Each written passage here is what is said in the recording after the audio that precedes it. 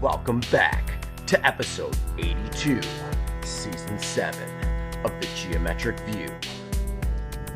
Soon we'll be on season 8 with lots of new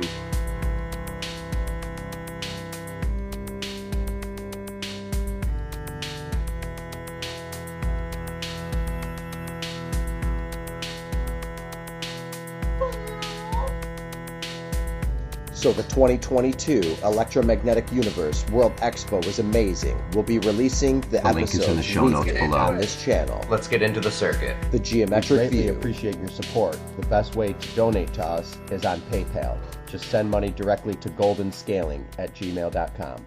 Thank you very much. This was mentioned on an article by Lynn Rose. And this was, I believe it was in the Aeon Journal. It's either Chronos or Aeon. I think it's more likely it was in the Aeon Journal. It's been a long time ago. Okay. And Lynn Rose was talking about Pangea. And, you heard me say that you don't need Earth expanding ferries to account for these tectonic plates, the greater curvature of the supercontinent, right? The fact that you couldn't get Pangea to lie down on the present Earth. It's like the present Earth doesn't have as much curvature as Pangea has. It's bigger. Yeah. Okay, at least you would think, right? I mean, that's the common perception. What Lynn Rose said was that you had the continental mass of the planet doesn't end up in one place for no reason. It gets pulled into one place by some titanic force of attraction, which is going to be the electromagnetic and/or, I would say, and gravitational pull of this Saturnian system, right? And you've got like a north side of the Earth, which is permanently pointed towards the Saturnian configuration, right? Mm-hmm. And so that it's as if you've got Pangea is not lying on a sphere, it's lying on the high part of an egg. You've got an egg-shaped Earth, and you've got Pangea up there on the high part of the egg, and that's the reason for the greater curvature right now. Now, given all of that, you would expect Pangea to be roughly circular, but it wasn't, okay? The form of Pangea was basically, looked like a Pac-Man with his mouth wide open. Okay, and that open mouth is called the Tethys Sea, or the Sea of Tethys. Okay, and here's what that amounts to, according to Lynn Rose. To me, this makes perfect sense. Okay, picture me with a basketball and a grapefruit and a sharp knife, okay? And what I'm going to do is I'm going to cut this grapefruit in half, and I'm going to put this grapefruit up on top of the basketball to give you an idea of what Pangea would have looked like. I mean, when you have this egg-shaped Earth, right? But then what you're going to assume is that, like, okay, at some point this whole thing collapsed, right? It's like the Earth separated from Saturn. The egg-shaped Earth collapsed into its present spherical form. And what happens to that high point when that happens, right? It's like, here's what I'm going to do. I'm going to take the sharp knife and I'm going to cut the grapefruit in half. I'm going to put this half grapefruit up on top of the basketball. And then I'm going to simulate the collapse of this whole Saturnian system and egg-shaped Earth.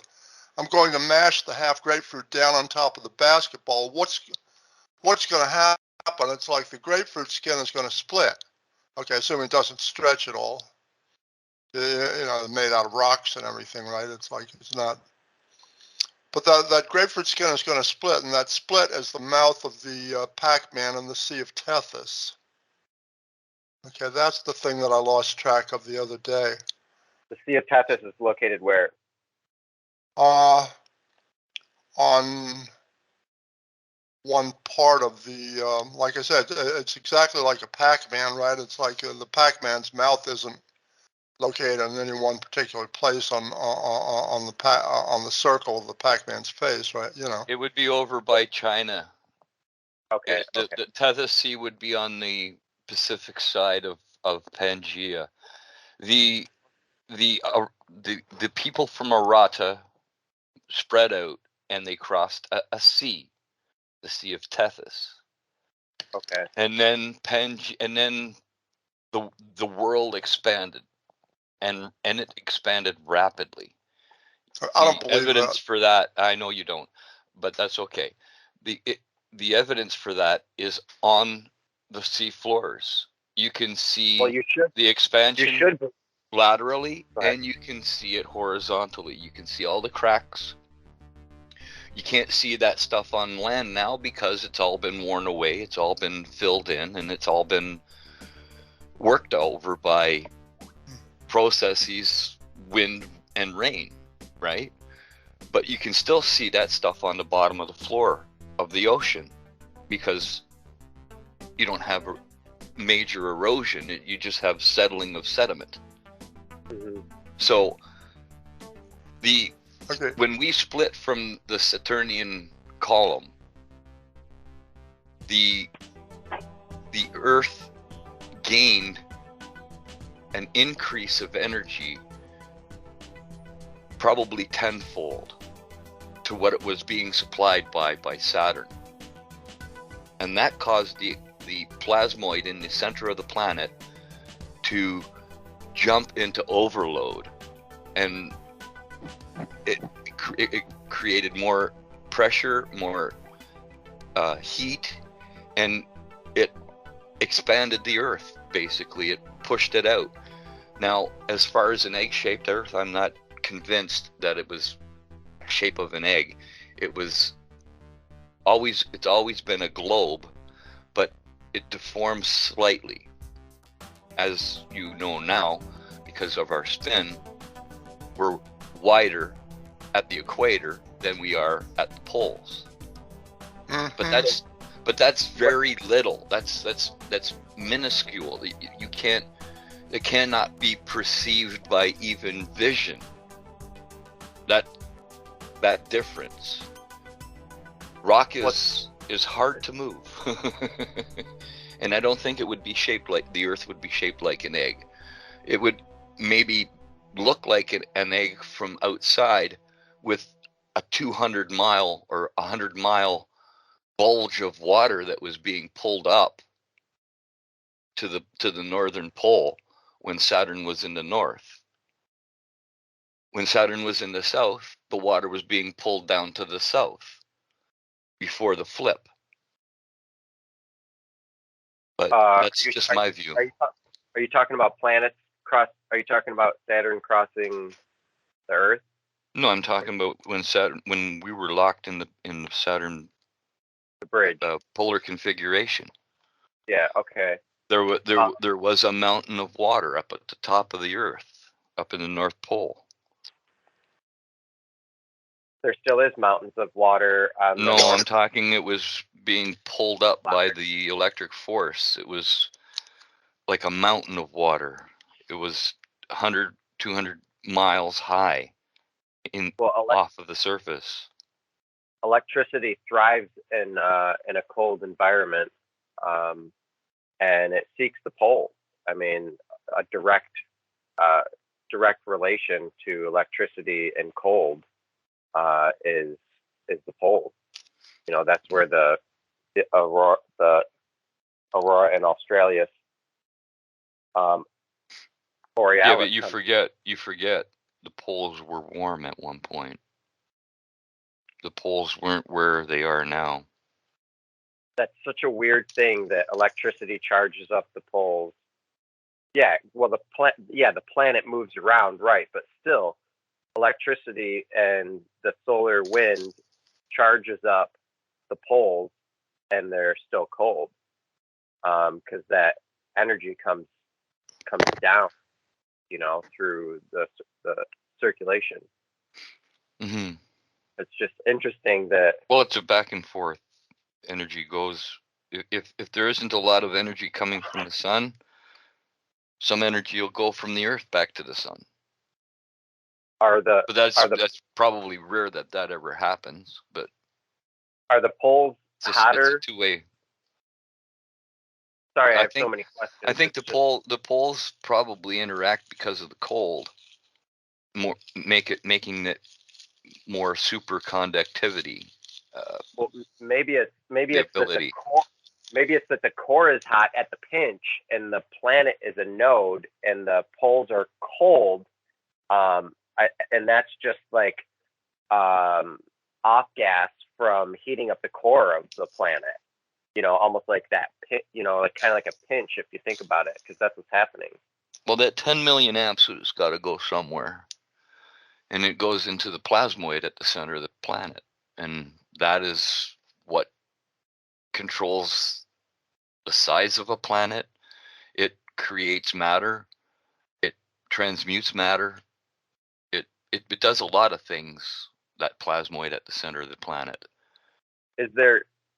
Then that's hypothetical, you think, right? A plasmoid, or you think that there might be a bright light plasmoid in the center of the Earth? Well, they say it's just heat and pressure, and it's molten rock at the center of the Earth. Do you know if the poles are hotter on different planets than the temperature at the equators? Yeah, Saturn. So Saturn's hotter at the poles, yeah, and the equators are colder. Okay. Yeah. Okay, and that makes a lot of sense. That heat is not there, therefore the mass is distributed in rings. What? It's the opposite of Earth, right? Is that the only planet that does that? Probably Jupiter as well. Yeah, and Jupiter has lots of moons, so it's always you know, I feel like the moons are ejecta. I'm not really sure. Okay. One way or another, the Sea of Tethys is an anomaly. Okay, it doesn't belong there. I mean, just logically. And you know, the article I described, you know, like Lynn Rose's article. Basically, as near as I can tell, I mean, that's a simple and elegant solution to the problem. Okay, now, I'm not sure that there would be any kind of a simple or elegant solution to that, given the theory that you guys are working with. Okay, so that's not clear. How would you guys account for the Tethys Sea? And take a good look at it, right? I mean, you know, open up some kind of a thing with a picture of the Sea of Tethys in it, and I mean, you can see it's exactly like a Pac-Man with its mouth wide open. You know, so that's really what you're talking about. How does that get there, right? Yeah. I don't know. I kind of digressed when I was talking about other things. It would be really helpful if someone could share the screen and show us some images. Sea of Tethys. If I were to share the screen, it was a small little image because I'm on my phone. I'm going to do that. Awesome, thank you. Because I'm trying to put together what you're saying here, and both you guys are talking about it, and this is new to me, so I'd love for the viewers to learn more about this as well. Okay, like I said, the Sea of Tethys is basically what you would get, you know, like from the splitting of this of the supercontinent with its greater curvature. Okay, it's simple explanation. Okay, there you go, buddy. See, but the Sea of Tethys. Okay, I see what you're saying, and that's what split Pangea apart. Okay. The Sea of Tethys could be a break in a crack in the earth, and it turned into basically the Marianas Trench. I'm sorry, it's like, do you have any reason to connect the Marianas Trench with? Well, it's over on the same side of the planet. Oh, I mean, it's over on the same side of the planet, basically. But these maps show Earth with a lot of water. Earth was a lot drier back then. It didn't have a ton of water like we have now. Most of our water was deposited by Saturn in By the the flood. Great Flood. Right. So we're not sure how much water the Earth had Okay. during this period. So this map could Well, there's be another thing to keep in mind also. I'm sorry, it's like the Sea of Tethys wasn't really there while Pangea was there. You there. understand what I'm saying? The split occurred after the breakup of Pangea. And there are better maps now of this Pangea and how it might have broke up and set up the planet the way it is now. There are way better maps than these ones here. They're 3D, they're globe, and it's just amazing how it shows the expansion. Right. If there were Like any I s- artifacts that are astrological artifacts that correlate with the stars and the moon and everything else, like a lot of the artifacts and pyramids and everything else does now to this day, they still face in the directions, you know, of with what are they, the equinoxes and everything's lining up.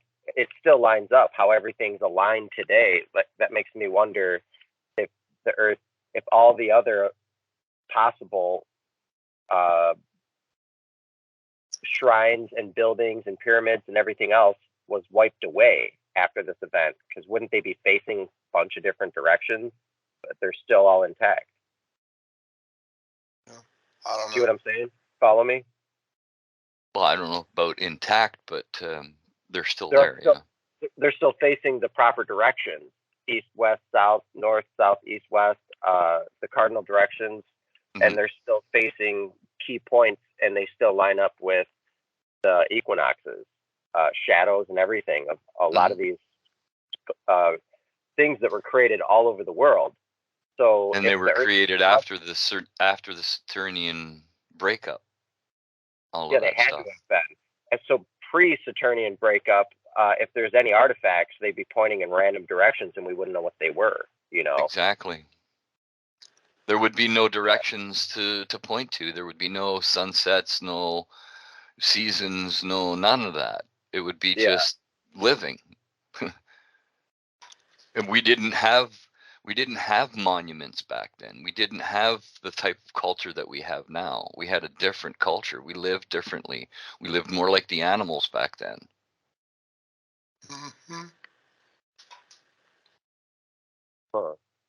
So this would back up Teddy's theory of the water bridge coming directly to Earth and flooding Earth and cracking it up and breaking it up. No, wait a second. I'm No. sorry. I've never claimed that the water bridge provided any major fraction of the Earth's water. But wouldn't that make sense? That's where the water comes from. That all the extra water and No. The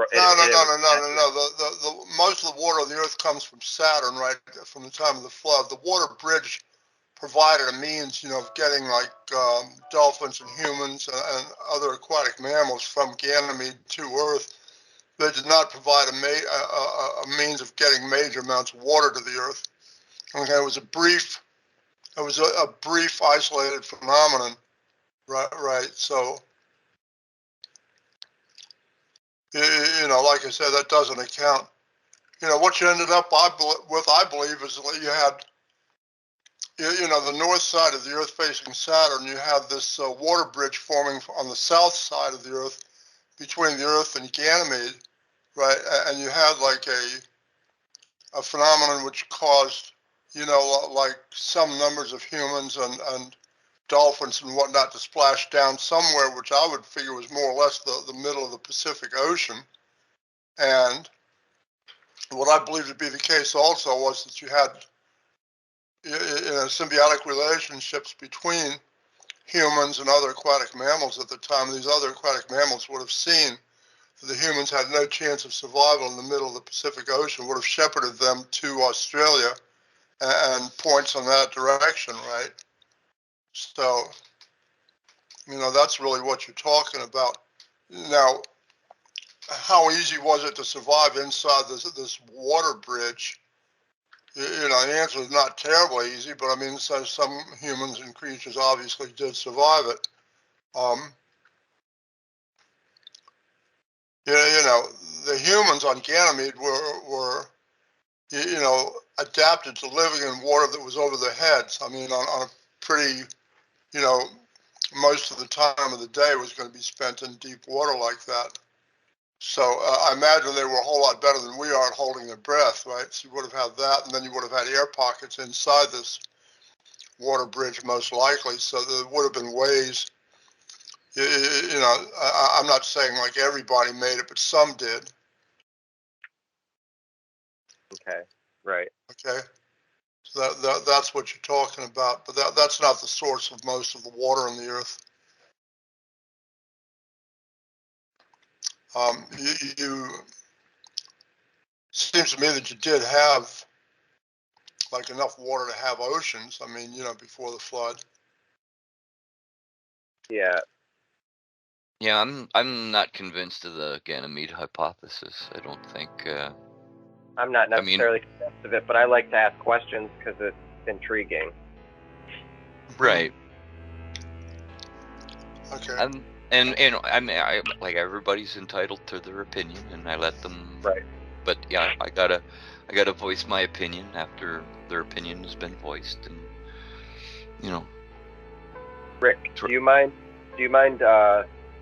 looking up, what is it, Tahiti? Tahiti ocean map, and if you look at the it's a whirlwind. It's a beautiful looking whirlwind. I'm curious how this topology was formed, because I don't know anybody that. If you look at the ocean map around Tahiti, it looks like basically like a galaxy. It's really cool.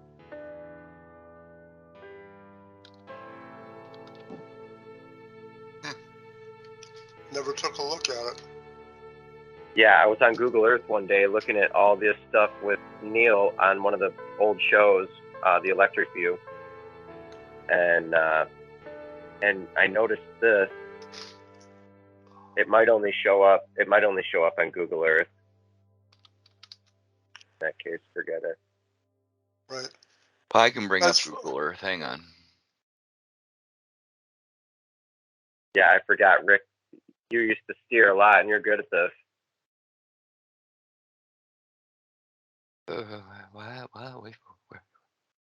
Where's Google Earth? Maps. It's been a while. We've been doing podcasts, man. Speaking of a while, since 2017, 2018. Where's Honing Tahiti? in on all this stuff.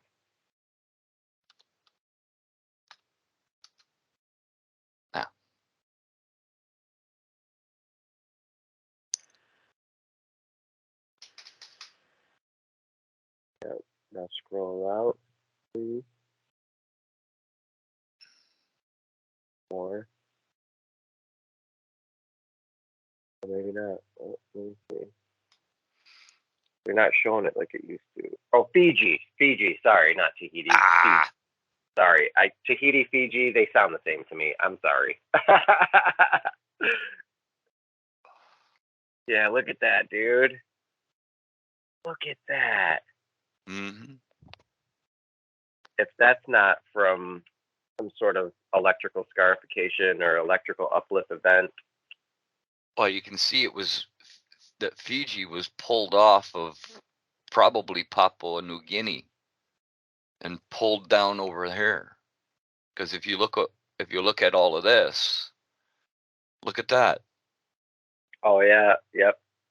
It was, and it continues over to here, and was pulled off over to here, and it settled here. It's like that would be an anode or like kind of reminds me of when I'm swirling a pot of hot water before I put the dye in, and when you dump the dye in, you can see pieces breaking off and swirling off. Mm-hmm. You know. Yeah, that's not natural. Tell me that's not natural. And electricity will do the same thing. It'll move stuff like that as well. So. Right, it'll pull up. It looks like a large Lichtenberg figure, and it pulls up at certain points. And I see that in my work when I'm fractal branding high voltage electricity into wood all the time, where it comes to this point and there's uplift and almost where there's an arc. Like, yeah, where well, was the Fiji Islands could have been an arc, like an anode.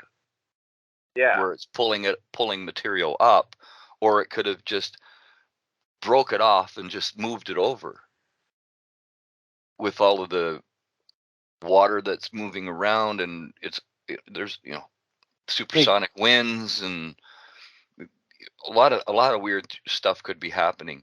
Real quick, guys. Yeah. Sorry, I'm just coming in like halfway through the call here. Sorry. Hey, Jonathan. Hey, guys. Real quick question. So, just a thought. Has anyone ever really studied the magnetic fields around, like, let's say, a volcano? As a volcano is slow, because I was watching this video yesterday on just like a slow, it was a nature channel type video, but it was magma, lava, whatever you want to call it, flowing in a kind of a smooth fashion. It looked like from probably Hawaii or somewhere like that, but I don't know exactly where the volcano was. But I was sitting there watching and just kind of pondering the magnetic fields that exist. Has anyone ever registered or tried to record any kind of like magnetic fields that might exist around a flow of lava or magma coming up from the ground? I think that's telluric currents, right? And they're measured also through seismographs, or partially through seismographs. Yeah, but I thought seismograph was more the vibrational field, not right. If anybody ever tells you folks that nature doesn't do right angles, tell them to go look at the Google map of the southern Atlantic. Look at all the right angles, folks. Look at all the stretch marks. Up here in the northern Atlantic, there's even more stretch marks. Can you zoom in a little bit, please? Sure. Let's see those stretch marks. That's the same thing that happens on skin. That's the same thing that we see that happens. Now, what if the Earth isn't only expanding? What if it expands and contracts with pressure conditions from the amount of charge? Or that just could it be does. Heating, cooling too. Though. It does. It's pressure, just heating and cooling. If the sun sent 9 million amps instead of 10 million amps, the plasmoid inside would cool or turn its activity down, meaning there would be less pressure and the Earth would go in a little bit. But it's pretty constant, this 10 million amps that we receive. So it doesn't do much of the fluctuations but it will fluctuate back and forth. So I'm sorry about my question a minute ago. I know it sounded rudimentary, but what I meant was at the actual point, or actually at the mouth of the volcano. Has anybody ever looked those studies up? You guys ever asked that question before about magnetism being existing or not existing, and is it more or less than they use? I know you said telluric fields, but what does that incorporate? And have they done it at the actual site of the volcano instead of wherever? Maybe magma is named magma because it's magnetic, and I know magma is a plasma flow, so it is.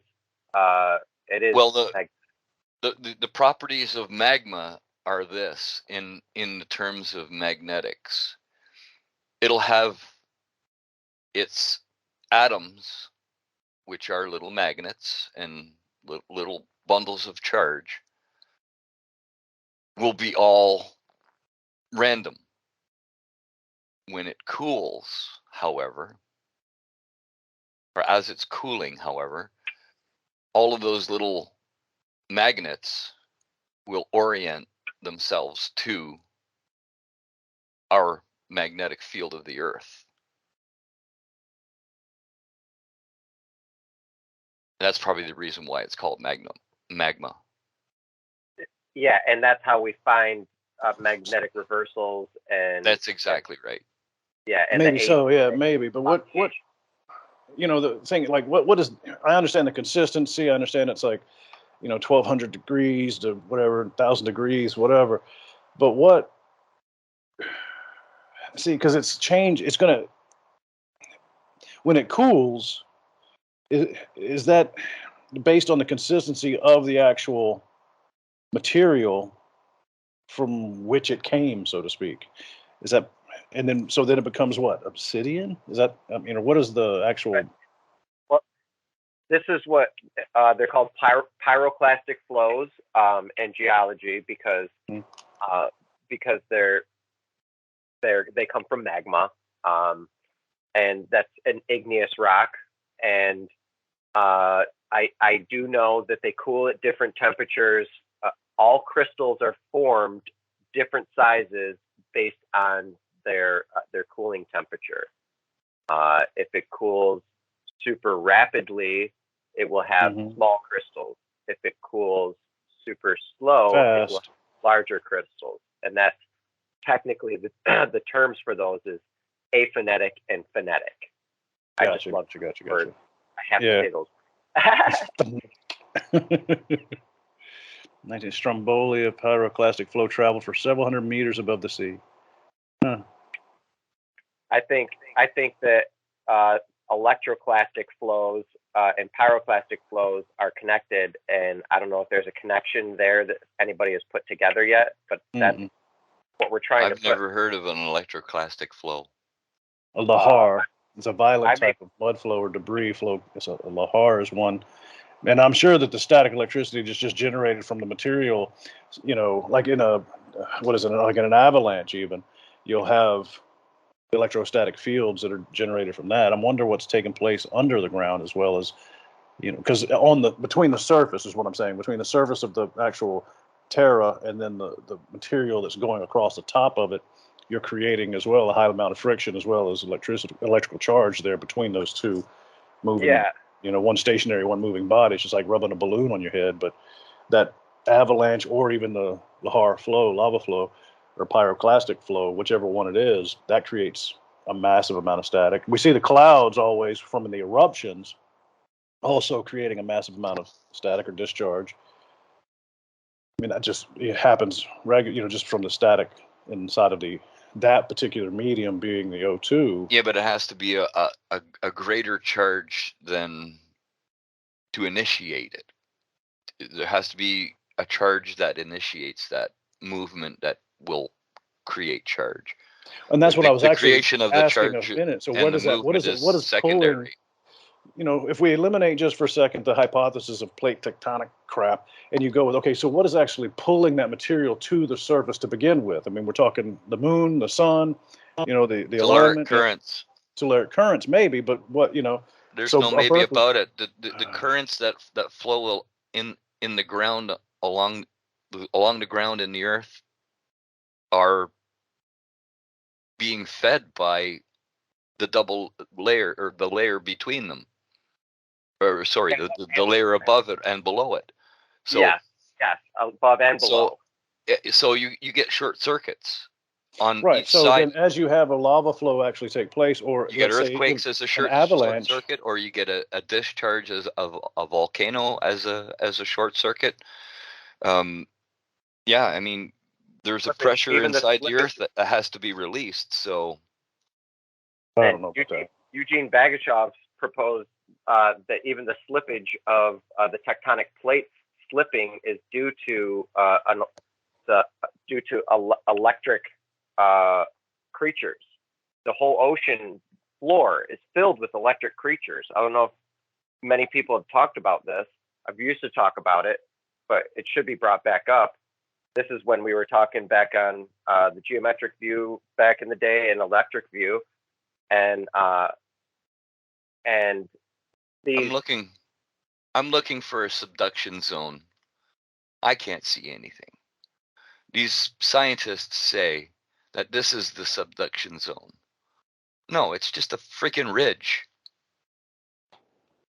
That's where it's getting swallowed under. This is the edge of the Pacific plate that bumps up against the North American so-called plate. Humanity to date has never witnessed a subduction event, nor a spreading event. Huh. Yeah, I've never seen a video It's of it. still a theory, folks. Yeah. People think that it's 100% proven, but it's not. Guys, the Mid-Atlantic Ridge is showing a splitting, a volcanic eruption down the middle of the Atlantic, and what we have in around from Japan down into Indonesia is mud volcanoes that have been caused. So while the actual detail about what's really going on in terms of tectonics and all the rest of it might be debatable, the issue we have here is we have evidence of splitting occurring and compression occurring and things like that, but we're also looking through, kilometers, 6 or 7 kilometers of water. So our images are not very good of the deep ocean. And in more recent times, and tonight I had a discussion with a couple of people about issues, the weather that North America has suffered in the last, just around Christmas time, where you're getting Siberian winter temperatures in North America, compared to the temperatures I've been experiencing, which is on the west coast of Western Australia, halfway down, right? I've been in this region of the country since 2005, so it's 17 years. This last year has been the mildest, coolest year ever in this region of the country. And at this time of year, our temperatures in Celsius are in the high 30s to the low 40s. We've only had 4 or 5 days across December, the Christmas period, where it got to 40 degrees and above. We had one day where it was above 45. But the temperature today is 33 degrees. That's 10 degrees cooler than what it was this year, last year, previous, and all the ones going back for the last 16 years prior. So we've had the coldest summer and the warmest winter on record for our region of the world. And what big event occurred in this year, just past? In March 2022, we had the Tongan volcano event occurred, and that shoved water and ice, water and rock and stuff up into space. And I think the weather events that we've had throughout the last year have been strongly affected by a volcanic occurrence, which was west of where you got it on the video right now. It's west of Tonga. You got a blister that was, huge, captured by satellite late in the day. So the sun was setting around that period. But that material was ejected into that altitude by an Earth discharge of electrical energy into the atmosphere and beyond. Because the lightning, instead of forking down to the ground, forked up into the sky. It was a complete reversal. That was an electromagnetic discharge, and it caused an eruption event. So what we're seeing is a capacitance develop between the ionosphere and the Earth below, and it's short-circuiting. And the Tongan volcano is just another example of these sorts of events that can occur that cause dramatic change to climate, which I'm just watching the tail end of Robert Schott's Civilization Restart video. These events have a huge climate impact upon the world. And it's this last 9 months of weather is completely, it hasn't happened. Recorded history doesn't show these events. It's just this year after that volcano. And I think that volcanic event is on the order of a Krakatoa or the eruption in 1812 and in the 435 AD event. That had those were bigger, Robert. Yeah, I know they're bigger, but they've had major climatic impacts, and the weather forecasters and those guys haven't cottoned on to what the real governor of this sort of change.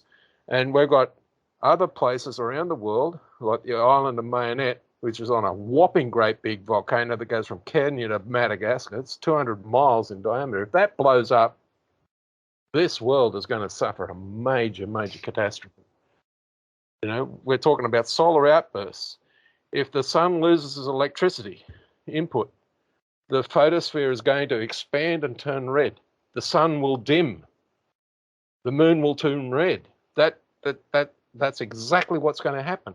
And the impact climate-wise on the planet and electrical discharge on the planet is going to cause catastrophe unimagined.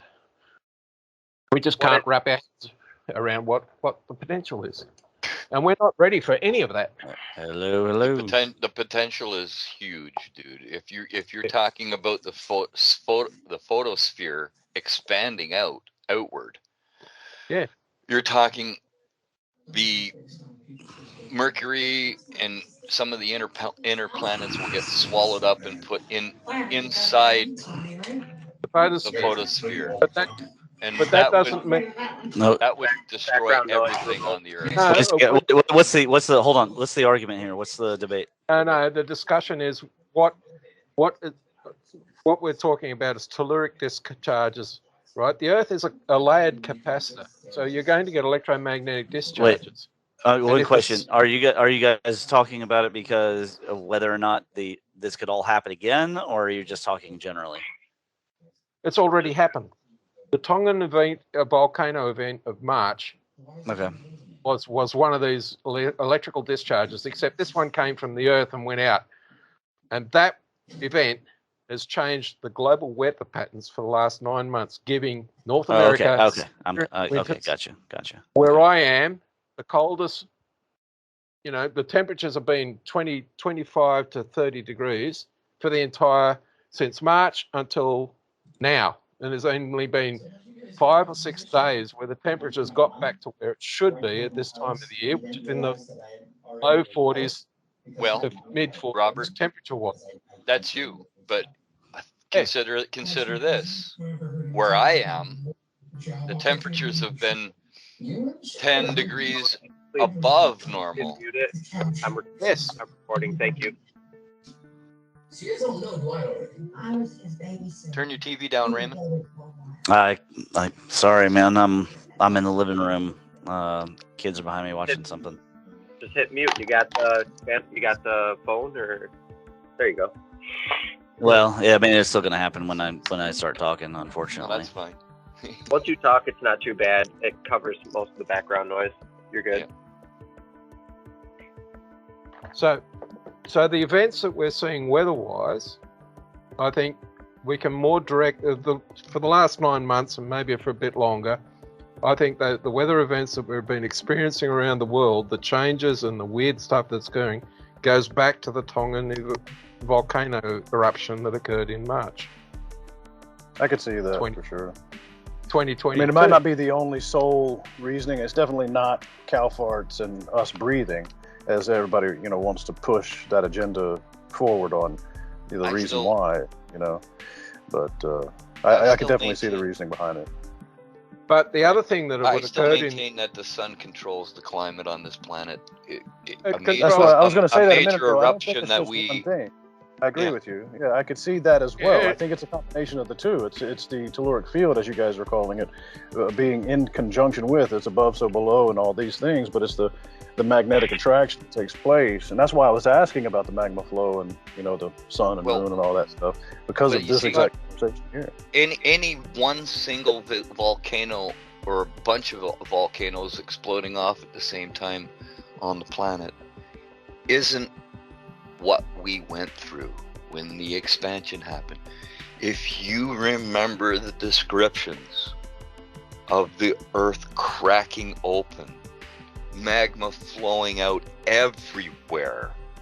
If you look at the map, folks, look at the ocean, you see all those cracks?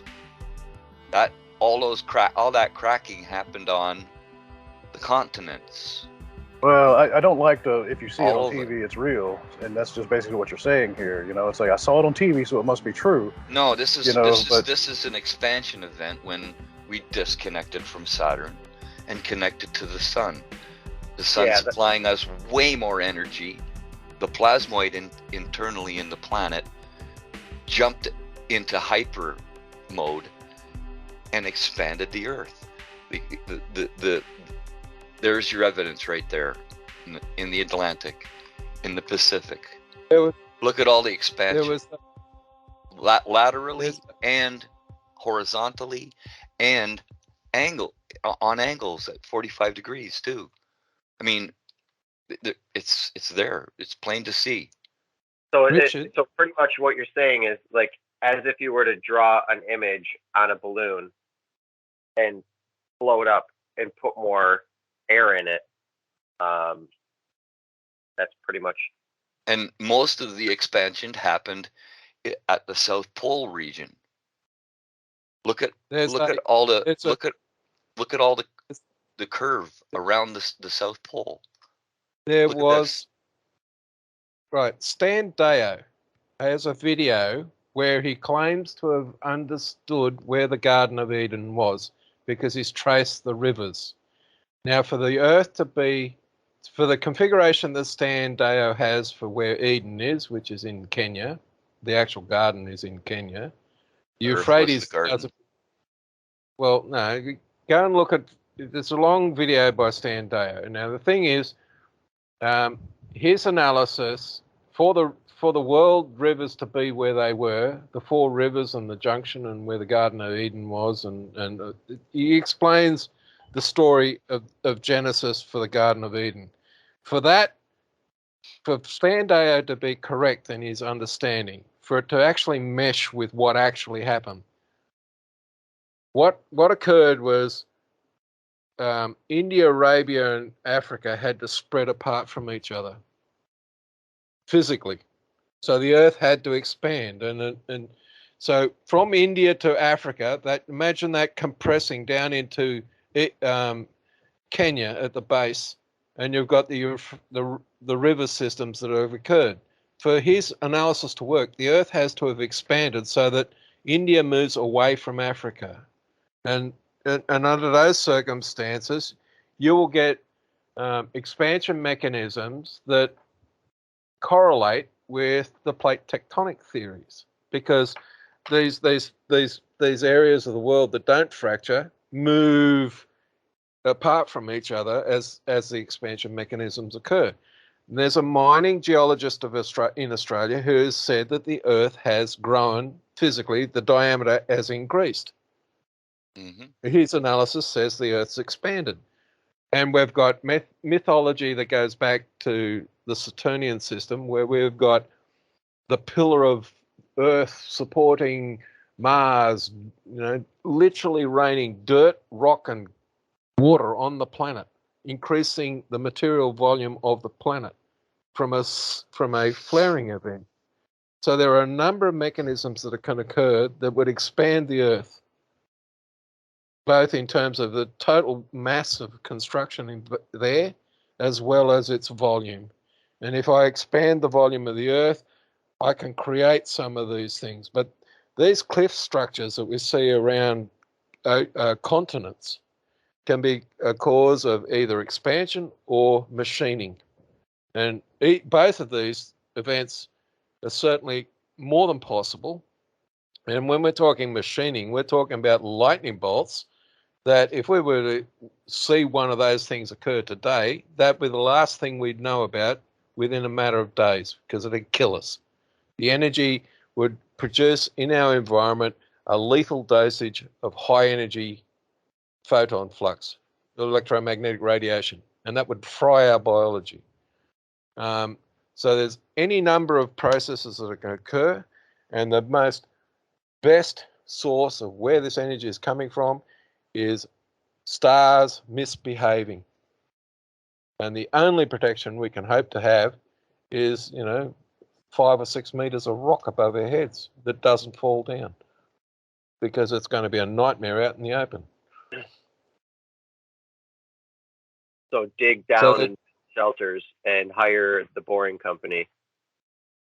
Well, there's that way, or just. Well, that's the thing that's fallen just- out of the news more than anything else with this Elon stuff. I mean, everybody's focused on SpaceX and everybody's focused on Tesla, the Twitter crap, but I mean, nobody's talking about his boring X. You know, the boring. Yeah.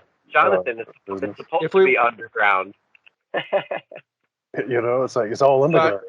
So it's like, why are we all not questioning that?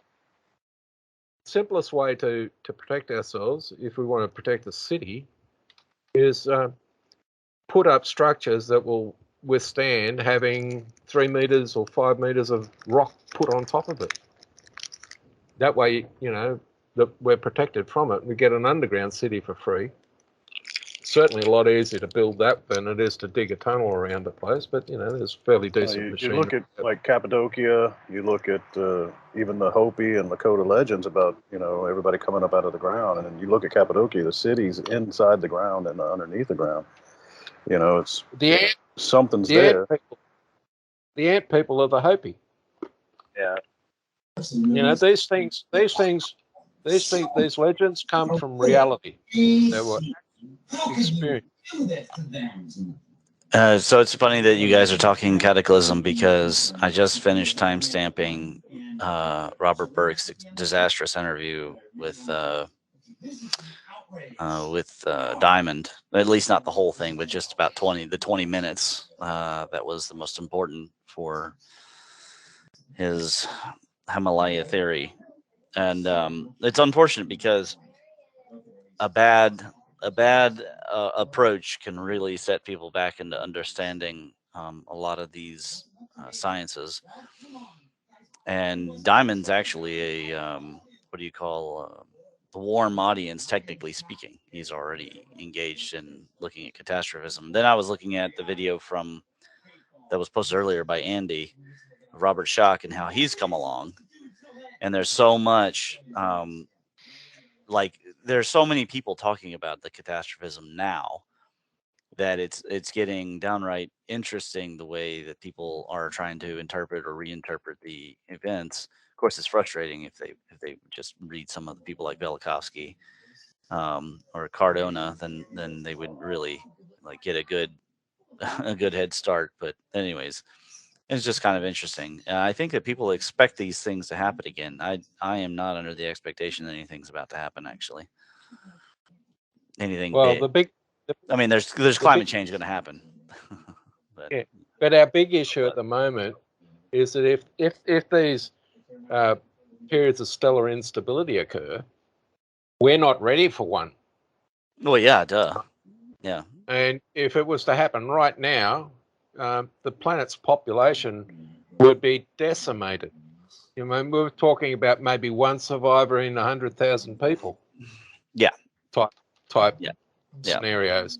Yeah. And that's definitely not good. Know, quite literally, the luck of the draw, where you happen to be. Were you was your group of survivors happening to be spelunking at the time? You know, were you all inside having a look at the inside of a cave, and you come out and the world's completely eradicated? You know, everything's burned to a crisp.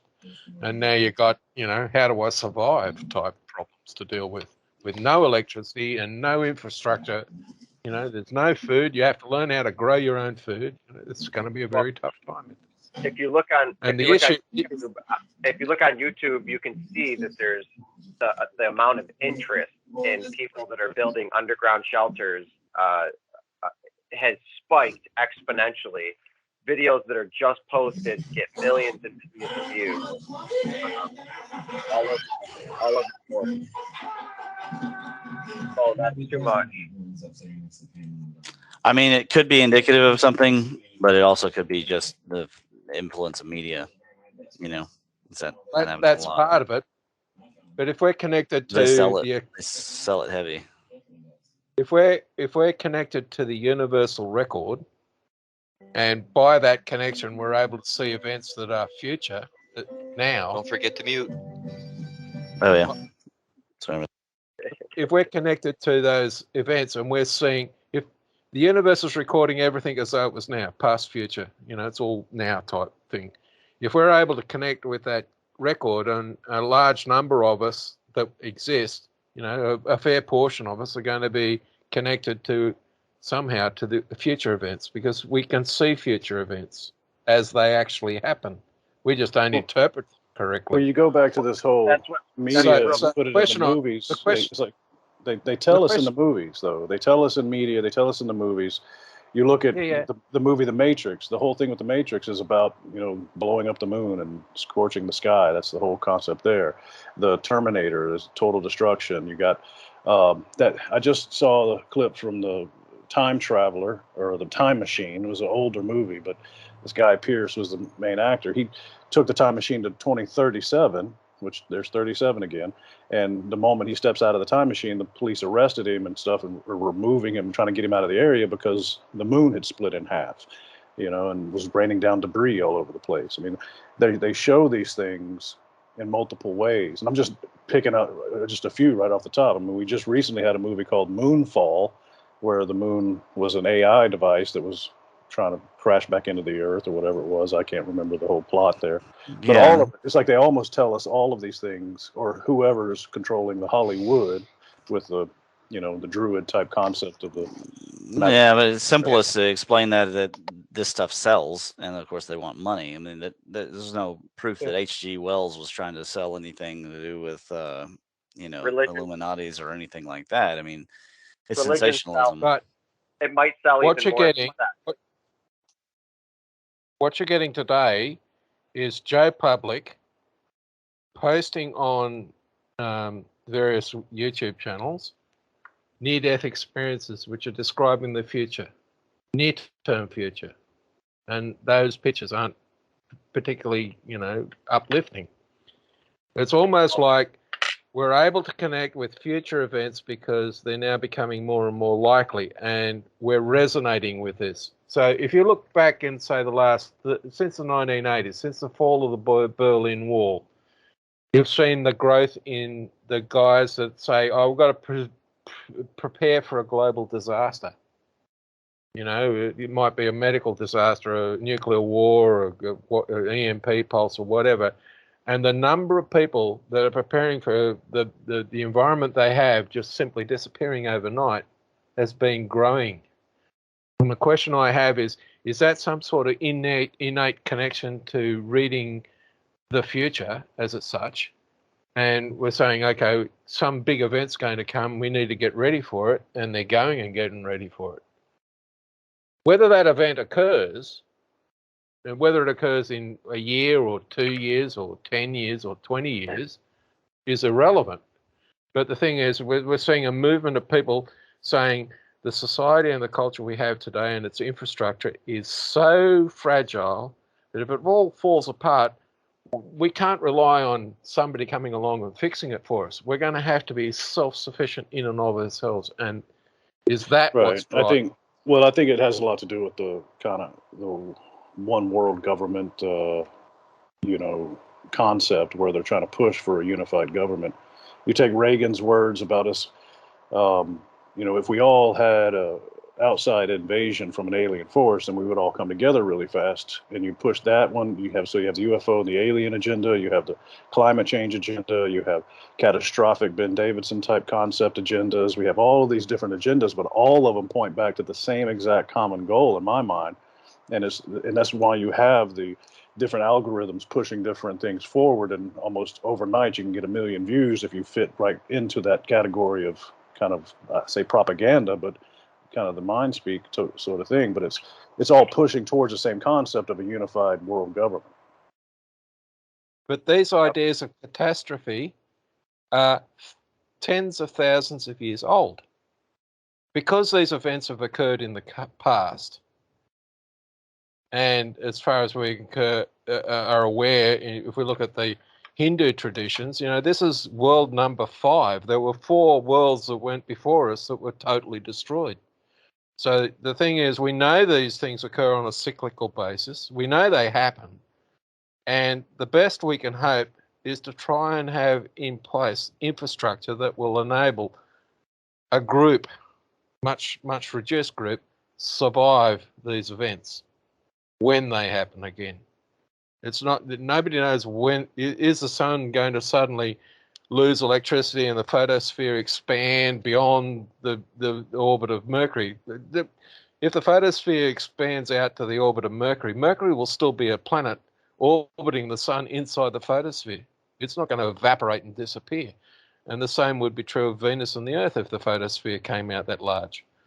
But let me, if I could extrapolate on exactly what you're saying and bring it to the politics of what Jonathan was saying.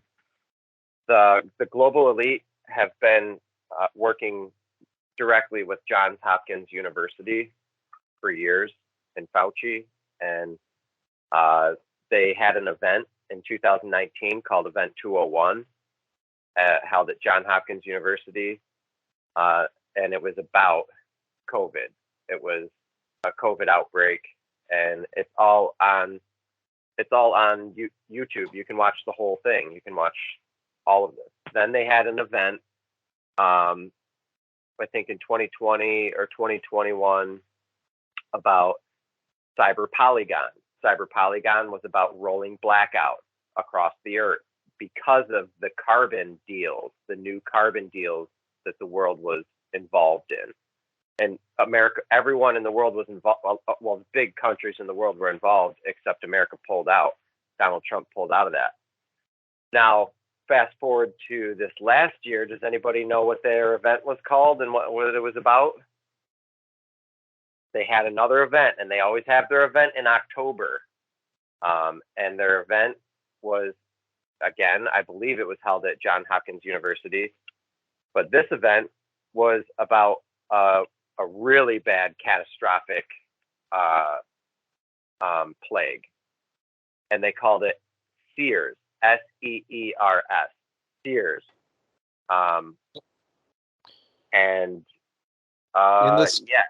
In this simulation, the majority of people, there's a huge amount of people that died. The rest of the people are left with half the population. You want to know what's really interesting? The predictions for 2023, right? One of them is a test release of a biological weapon agent, and it'll kill half the people on the planet. That's one of the predictions for this coming year, along with an Asian empire disappearing, right? A financial meltdown, a political civil war in the United States, the death of the Russian president. Now, the thing is, if this biological weapon, and the last one, and this will probably get you very interesting, in Revelations it says the Antichrist denies the woman her natural desire. And then for the woman, the natural desire is to have a baby. Yep. Now, in the feed that I've been watching recently, are you aware that there is already talk about an artificial womb that is spoken about in such a manner that indicates that device already exists, where they can produce 30,000, a building can produce 30,000 babies per building. Yeah, there was a video on it. What was the name of that? It was, I forget the name. But the issue here is we're starting to see predictions that are in line with events that are occurring. And the question is, are these prophecies that are coming out a heads up to those who are in the know what's coming this year? Or is it fear mongering? Or is it, there's a lot of predictions out there. I've heard Jeffrey Epstein is going to be found alive this year. I heard a lot of stuff. Yeah, but some of that's just fantasy. But the issue here is if a biological agent that kills half the population of the planet happens, an Asian empire will crash and the financial system will follow it. And it will be a global disaster of the sorts that we can't even imagine. Right? There's a domino effect mechanism that could kick in. So could be, the plans and it kicks off. But, this is all a game process, a gaming process to gain total control over the planet. Well, the planet is not beholding to the global elite. It's beholding to the efforts of creation. And I was having a discussion. I think you could be wrong. think you might be wrong there, and the global elite they're trying to be the ones that are hiding in the mountains, and they're going to be crying for the mountains to fall on them, because, like I said, the boring company. I mean, you got to add this in. Even in the labyrinth, David Bowie had a boring machine. I mean, this is all underground. That we commissioned Saddam Hussein to build the largest underground city in the world, right in the Holy Land. That's how the Vietnamese are. That's how the Vietnamese never lose. They never lose. They've never lost a war because they live like ants. They have ant colonies, and they fight from underneath the ground.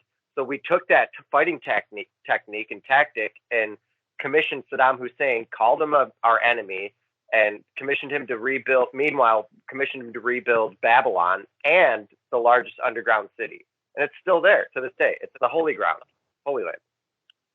Yeah, but the issue I have here is that talking to our rabbi, and that believes that Jesus Christ is the Messiah, which is what Henry Kissinger said when he no longer had to worry about his future employment. The issue I have here is I've been having a series of discussions, and he says, my theory is trying to prove that God exists because of the structure of the universe. And I've said, no, that's not what I'm saying. The universe is the expression of God's existence. If God did not exist, the universe is not possible, because God's existence creates the universe. And if that's the case, and God's, about life and all the rest of it, that which is against life is going to fail. The entire planet Earth, if it was all against God, it's up against the entire universe. There's absolutely no way it can win that conflict. Yeah, and I agree with the concept. The moment we try to take God and put him down into our realm here and explain it in religious text or any kind of a two-dimensional form on a piece of paper, it reduces God down to our limited understanding of that whole entire concept, of what you just described. But I think that we as human beings are also expressions of God just as much as anything else in nature, because we are part of nature. And this is my belief system, is Robert, that we as human beings manifest things. I mean, you've seen these things since forever here, especially becoming more popular in mainstream media, about the concept of manifestation. You create your own world based upon the vibrations that you exist or exhibit. And if you look back through time and look at all the science fiction movies, novels, books, and everything like that, they've put, especially the books, they put the manifestations in your mind of your imagination for the massive amounts of people over, swaths and groups over all different languages. And so through that manifestation, we are slowly creating this world. And I think the Elamites, the elites, the elites of this planet have known that for quite some time. And as a result, keep these storylines running in different forms, and they tweak it and, maneuver it in order to create and manifest through the use of our imaginations and through the use of our picturing things and our energetic flows and connectivity to the world. That is how they do these things. We're allowing 1% of the population to control the entire world through mass media, and no other way to say it, but complete and total mind control. Though we don't think we're underneath mind control, we really truly are. Yeah, everything that exists was named. Everything's an idea. Every company is an idea. Every book is an idea. It's just, we are folded into propaganda, and the kids will believe whatever the government, nowadays, when I was raised, it was fuck you, I won't do what you tell me. Fuck you, I won't do what you tell me. Now it's like the government, the government's nefarious, and people then they play on people's I don't know, they play on people's ability to manifest. I mean, it's truly what it is. They play on the people's ability to manifest reality and the reality of this world into reality, period. I'm sorry. It's just, it's not better. I can't word it any better. Yeah, that's why I think Alex Jones is a shill. And because he's been controlling our thoughts of such of the amount of population. So is Kanye West. He's a shill. Oh yeah, I mean, and anybody that makes it into the main control that stage, position. Control that position. Right, and it's to maintain the balance of this flow of kind of ideas, like you're saying, the flow of ideas as they're manifested into reality. The Elamites, the elites, push forward on this kind of control mechanism of duality, based upon what's exhibited in nature. The dipole, they control that volume up and down, left, right, B, A, start. I mean, it's what they're doing, and the sooner we can all just eliminate the psychopaths from, because it's really just 1% of the population controlling this narrative, and we have to get rid of the sociopaths that are running it. It's actually 0.1%, and that's being on the high side. Sorry, my bad. But yeah, you're right. It's just such a low amount. But what I'm saying is, if you look at the education system, it was invented in Germany in the 1750s to enable the rulers of the country to create their 15% of technologists and their 85% slave workers, to keep them in their pampered lifestyle. And that education system has been exported throughout the world, and it's that actual process is reflected in the vision that George Washington had in before the Battle of Valley Forge, which is recorded. If you look at his vision, Europe is the source of the plagues and pandemics. It's Germany, the Holy Roman Empire, what is the Holy Roman Empire in modern time. And if we're looking at the stupidity of it, definitely do lead to Rome. I will concur with that 100%. Right? But what you've got is a stupidity of mentality among the elite, that they think that the planet Earth and everything on it can declare war against the universe and win. And that's the stupidity. We've got one speck of a particle of dust in space that if I just zap the sun, there is no Earth. It gets fried. All life on it's gone. How's one planet going to attack and conquer the entire universe? That's the stupidity of the thinking. And the universe will just wipe it out. So, when we talk about the end times... Unless the universe has that propensity of evil inside of it, like you see almost in all of nature. Well, that just means the Earth runs up against a bigger thug and gets snotted for it. But the real issue here is if what I'm saying is correct, the end times are the end times of that elitist behavior of rule and conquer and rob everything. It's the end of the people who have the wealth resources and the fiat rulership of power that is unjustified. Their time will end. Yeah, the lineage of kings and queens has been hijacked. So when we're talking about the bloodlines and such. But what we're talking about in the end times, if we're understanding these predictions, is that the time of doing what you like and trampling on everybody else just to get ahead, that if you're in that group, it's going to end for you. But for the people who do not have that mentality, their descendants are the ones who are going to conquer.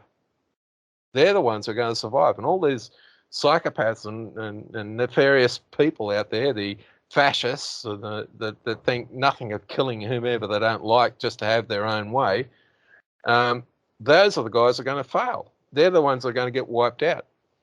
The wickedness will be uprooted. Right. So the revolution, there is a revolution coming, but it's nothing like the revolutions that we've historically observed. Because what you get is the mob mentality going out and getting rid of all the people they didn't like and then eating themselves. But what's going to occur is that the universe, when I say the universe, it's got a way of, culling that cancer out of existence. Whether it look at Ye. I've mentioned this before, but Kanye, for some just odd reason, since he started doing this campaign recently they've pushed him forward on this whole concept of speaking out against or anti-Semitism or whatever he's getting in trouble for. He changed his name to Ye, so now it's Ye, Y-E, which is one of the main yttrium, which is one of the main components to cancer treating drugs.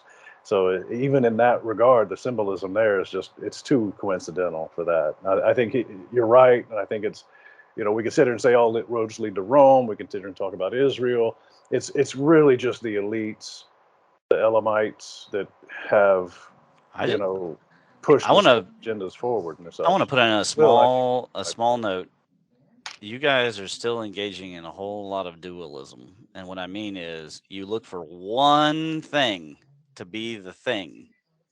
And in my experience, everything in health and in this world is constructive and destructive interference. It's waves. And when the waves crest together, if they're evil waves, they can win. If they're good waves, they can win. And frequently, a single standing wave can be a rogue wave, like, a bunch of guys put on ski masks and go kill everybody at the Walmart. But usually, it's a confluence of several things coming together. And sometimes that's a conspiracy, and sometimes that's bad luck, and sometimes that's chaos. And sometimes the conspiracy is capturing all of them, and sometimes the conspiracy gets lucky or unlucky because of the other ones. I agree. I think that, honestly, I personally believe that there's an not AI program, but if we sit here and look at ChatGPT that's come out recently, by the time they put stuff out to the public, it's been utilized by the military-industrial complex for decades already. And so when you look at Google data, Facebook data, all of these different data that were starting to be accumulated back whenever the dot-com boom took place, all of that data was being accumulated and reaccumulated, reprocessed, compartmentalized. All of us have been put into echo chambers to a sort. But the reality is that no matter what takes place, just like in nature, the alignment will occur between all of these different groups like this. Sorry, I got my dogs barking in the background. But all these different groups will align, and through that alignment, that it will overpower the energetic flow, a wave type concept that you're saying there. It will overpower this 1% mass media group, or 0.000, whatever Robert said, percent. That energy flow that they are maintained for the longest period of time, since I believe the Romans superseded and took over the Greeks' kind of ethos and mythology and learned people of the Greeks, or whatever were Hellenistic, whatever they are. So since that time, since the hijacking, all roads lead to Rome, so to speak, since the hijacking of higher education, Rome had a powerful military, they had great leaders and such, but what they didn't have was a higher advanced learning, and that's where I think we are today with, the religious concept and the Vatican and et cetera. All that spawned out through this life and where we are now.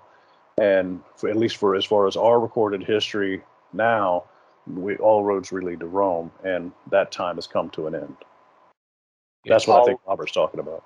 All roads lead to Rome, and the Catholicism is still in power, and they're in power by exactly what Ramon said. A black pope and a white pope, and they have their own army, and that's just how it is. You have to have anybody who's in control. There's an art of war. Anybody who makes it to some level of money or power or anything, you have to have bodyguards, security. You have to have an army once you're so big, and in order to control, you have to control both sides of the narrative, just like in the media, just like in Catholicism. There's dark deeds that are done and all over, and dark deeds that are done in secret. It's secret ops that are paid for, and not often enough do we talk about how blessed we are by the freedoms that we have because of these dark ops. Globally, there's global freedom. There's freedoms that we've had that have never existed all over the planet, and many reliefs and many religions of women that have been victimized and womanized by misogynistic religions. And if you guys get a chance, do me a favor, please go check out this guy named Dr. Henry Puharich, Puharich. He's from the Monroe Institute. So basically, this whole Stranger Things that came out, this concept of MK Ultra and all that stuff, and everybody just rolls their eyes at it. And this guy, Dr. Henry Puharich, at the Monroe Institute is legit, and it's, you could pull up all of the studies and all the books that's been written on him, and then the CIA documents that talk about it, the FBI documents, all of the different documentation is there to point clearly to how, since the 70s, even the technology existed to utilize the frequencies to basically either do one or two things, either control or heighten or lower an individual's brain patterns, or to even, in some instances, implement or input a set group of experiences. And that's what these documents talk about. And so they used it in the Air Force to monitor pilot status whenever they were flying at high speeds. They were monitoring the pilot's brain patterns from a remote location, these pilots' brain patterns.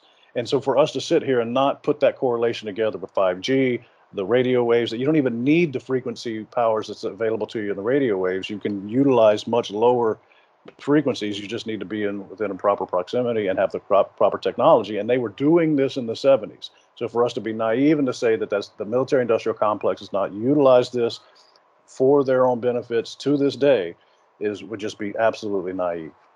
Right, right. Ignoring the Absolutely. evidence. Even the pizza commercials, with the Stranger Things pizza commercials, you can order a pizza with your mind, and then you order it with your mind. This guy showed on video I watched. He showed a board game. It was called Mind Flex, and you place the headband on your head. It's got two little electrodes on the side, and inside it's got a small little ball and a bunch of little like hoops and obstacles and things like that. And you physically make that ball levitate and go through the ball. That's the whole point of the game. It's called Mind Flex. Go look it up. And that was released back in the 80s. So if we're looking from then till, and it was a child's game, that you're able to sit here and move this ball with your brain, and I guess we just don't pay attention to this, or we're not putting the twos and twos together or something. I don't understand why we're not, as a mass group of people or as a population, crying foul. We're suffering a delusion. Right? This delusion's been going on. Tell a lie. I already told you that real intelligence doesn't begin until around IQ 120, somewhere between 115 and 125. The average IQ in the United States is 98. Man, you're expecting too much of these people. They want to be. They want to be led. And I don't agree with that. I don't like the useless. I don't care if you agree with it. I mean, you can disagree with it. I'm just giving you the science. The people don't think, man. They just don't. I don't know what to tell you. That's no excuse for sociopaths to guide them down negative. No, of course it isn't an excuse, but that's why God invented good, smart people. But the real issue here is we need to recognize that this system of elitism consumes its own. All right? And the simplest example is, who was one of Adolf Hitler's great grandfathers? Who was Hitler's grandfather? No, grandfather. It's conjecture, but the Rothschilds. Simon Rothschild was Alois Hitler's father. According to what? So it's conjecture. According to the records that Germany has of that, what happened. She was a 22-year-old woman in a rich man's house, and he had a desire for young girls.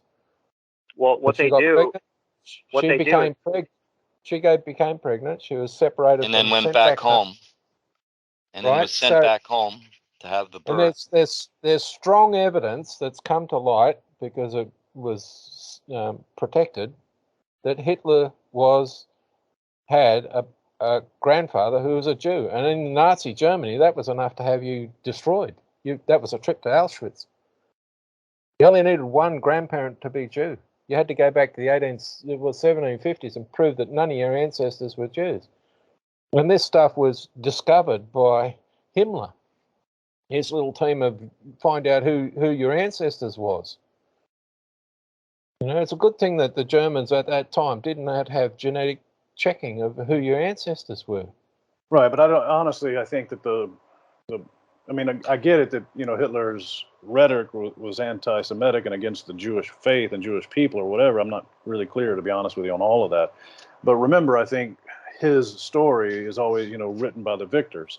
So the push forward for the victimization role for years. I mean, we always see the number 6 million. We always see that's the number of people that were destroyed. But, the reality of the situation was there was a lot of individuals inside of these different camps and locations. It wasn't just Jewish individuals. Now, very much so it was, I'm not trying to be a Holocaust denier in this regard. What I'm trying to say is that the storyline is being controlled by the individuals telling the damn story, When we're talking about the Second World War, we're talking in excess of 50 million people died, and that includes all the people in the death camps. And there was 1 million Romani and homosexuals and disabled people and all these sorts of people. It wasn't just Gypsies, one group. Yeah. It was the Russians, for example, right? The prisoners that were first captured at the beginning of the Russian invasion, most of them died in prison camps as slave labor. Right? They didn't get to go home. Stalin killed 20 million people before the Second World War started, and he killed about the same number after the Second World War ended. And we all talk about Hitler being a nasty guy. Well, Stalin, was directly involved in the destruction of a lot more people directly because of Stalin's decisions than Hitler ever was. If we look at the people who got killed, there's a lot of Germans who got killed, a lot of Allied, the Axis power lost a lot of people, the Allies lost a lot of people, right, by stupid decisions of their own governments. The British allowed Coventry to get firebombed because if they'd have stopped it, the Germans would have found out that they'd broken their military codes. Right, and all of it was really just, at the end of the day, back to the thing we spoke of at the beginning. It was all about generating a higher level of wealth for the individuals that were funding both sides of this party. Exactly. And here we are now. We've moved forward in time. We've learned from our mistakes in the past as a civilization, across the planet, not just from country to country, but specifically across the world. We've technically learned from our mistakes, and here we sit. And they try to create these fake wars and these proxy wars in order to say that this guy's a bad guy, that guy's a bad guy, and they go in. And so they did it in Iraq and Afghanistan, and we now all look back on that and realize that was, there's a high probability that 9/11 crap was a Mossad organized event. It could have been a CIA organized event. Yeah, that's what I meant. Mossad CIA combo type event. Right. We move forward from that, and that creates the Iraq War, then that creates the Afghanistan War, and all of it was, perpetuated and generated just for the sake of, uplifting and upholding in a kind of odd way, one, the opium trade in Afghanistan, and two, the military-industrial complex, be able to expend rounds and create this proxy war. And here we are doing it all over again in Ukraine, and it's just not carrying the same weight, because you don't have the patriotism that you had behind it, because you didn't have some 9/11 style event took place before Ukraine's and Russia's issues. But look what happened. At least for the United States. Look what happened in Vietnam. Was Robert Kennedy, John F. Kennedy, killed by these fascists in America because they wanted to keep control of the country? Yes. Or was Robert Kennedy killed for the exact same reasons? Was the Vietnam? I don't know. I think he might have been done by the mafia. Yeah, well, they didn't want him in there because he'd already gone to town on the mafia, so he was wiped out. You've got evidence of this behavior occurring, and it's never. He was on the side of Jimmy Hoffa. That was a huge problem for him. It's not clear that the two are exactly related events. But the thing is, it all goes back to grandfather, bootlegger Joe, who made his wealth by breaking United States law about the sale of alcohol at the time.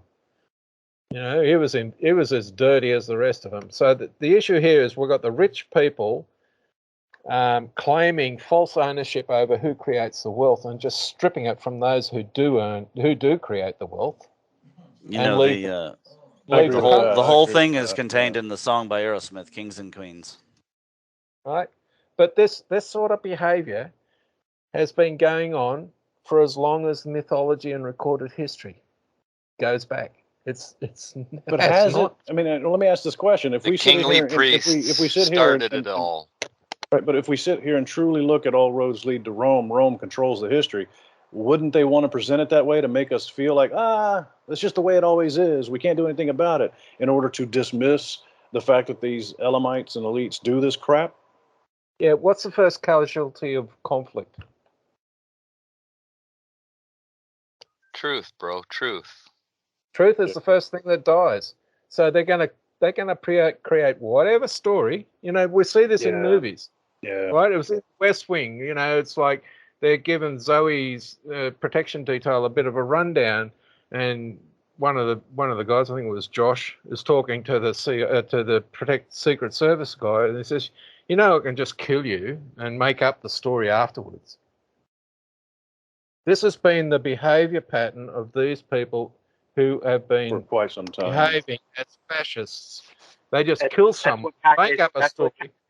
That's what Kanye's trying to say as well. Kanye's been trying to say this, and it's very polarizing, but it's very true, and it's very, I mean, mischievous at the same time. Look what's happened in the Congress and the appointment of the new speaker. Right, 14 votes before they could figure out he was going to get the job anyway. What the hell's going on there? You know, we're talking about. Well, it's just another way to. It's just that and the passing of the $4 trillion ridiculous budget for. Well, I don't even want to discuss it. I mean, it was just a horrible joke. But it's showing that our government has completely been corrupted and run, and is currently being run, not in the way that we all have thought. It's an illusion. It's a complete illusion. Yeah. But what you've got is the media focusing on 14 votes. What else has been going on behind the scenes that should have been reported? The nations have roots, and the roots go deep, and the roots are DNA. And presidents are chosen based off of DNA. Rulers are chosen based off of DNA. And oftentimes people are put into positions of power because they're not power hungry, and they're the ones that can actually do it. And then they're forced with a guillotine over their head, you know, to run things. Well, I think that's why Napoleon, if you look at Napoleon's history, I mean, I think that guy knew some stuff and was able to create such a effective wave during his time.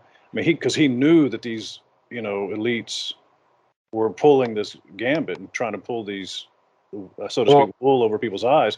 And that's why, I mean, I think he just knew stuff. You know, he was aware and was able to pull the armies together and create a full, at least an attempt to overthrow these powers of principalities, so to speak. But that was the first time the European elites discovered they had a problem. It was the French Revolution. Yeah. Well, Buddy said guillotine, so it spawned that. Napoleon comes out at the end of that as the one who's organising the thing. But what really scared the shit out of the elites and the rich was what happened in Russia in 1917. Right. The what was the name of the family that they killed? The Romanov family. Yeah, died, Romanov family. Yeah. But you've got Bolshevism wins because there was two revolutions in Russia. There was the revolution that threw the Tsar out of power, and then there's a revolution that the Bolsheviks took control of the country. And they were inviting the industrialists to come across to Russia to invest, and then shooting them. Right. So if you look at the interwar period between the First and Second World War, the people who had wealth and you know didn't want to dangle at the end of a rope or get shot had to do something to get rid of communism, and they failed. You look at what you know in the media there. You know, you've got in the recent media, you've got the villains of Thanos and the villain of Bane from the Batman thing. Same concept. Bane just turned the city over to the people. And, you know, Thanos wanted to wipe half the population out, or 1/3 or whatever. And but then they pushed this kind of concept that they were, you know, bad, evil men, but yet trying to do, you know, a good thing by freeing the people from this tyranny. Well, you know, it's like a little bit off, only in that Bane, the whole time he was lying. I mean, right from the beginning, he kind of gave this look like, because he was going to blow it up no matter what. But I hear what you're saying. I'm just saying the two are, one's more of an archetype, and the other one is more of what would you say, like a psychological metaphor. Right, but both of them It's have the the same same vein. underarching kind of concept of that Yeah, anybody similar. that comes out and speaks out against the current systems that are in place to control humanity are automatically evil. Period. Well, I don't think that's I don't think that's present in the Thanos story. I think you're reading into that. But the Bane one is definitely there. It's definitely there. The Thanos one is a really clear throwback to the cataclysms. And of course, the half population thing is probably a direct reference to the Venus event. But the Titan, the fact that he's a mad Titan and all this stuff is obviously Right. Too Marvel was borrowing. much to Now, but that character was totally based on Darkseid, and Darkseid is obviously Right, I'm much talking more of about a the psychological barrier. Well, yeah, but sociopath. My point was the conflict that existed within. You're saying what they were doing was writing, yeah. Right, You're saying how they were use trying the to characters, demonstrate how he was, he's wiping out half the population, but look, he's really conflicted about it. So give him a break. You're like, what the hell?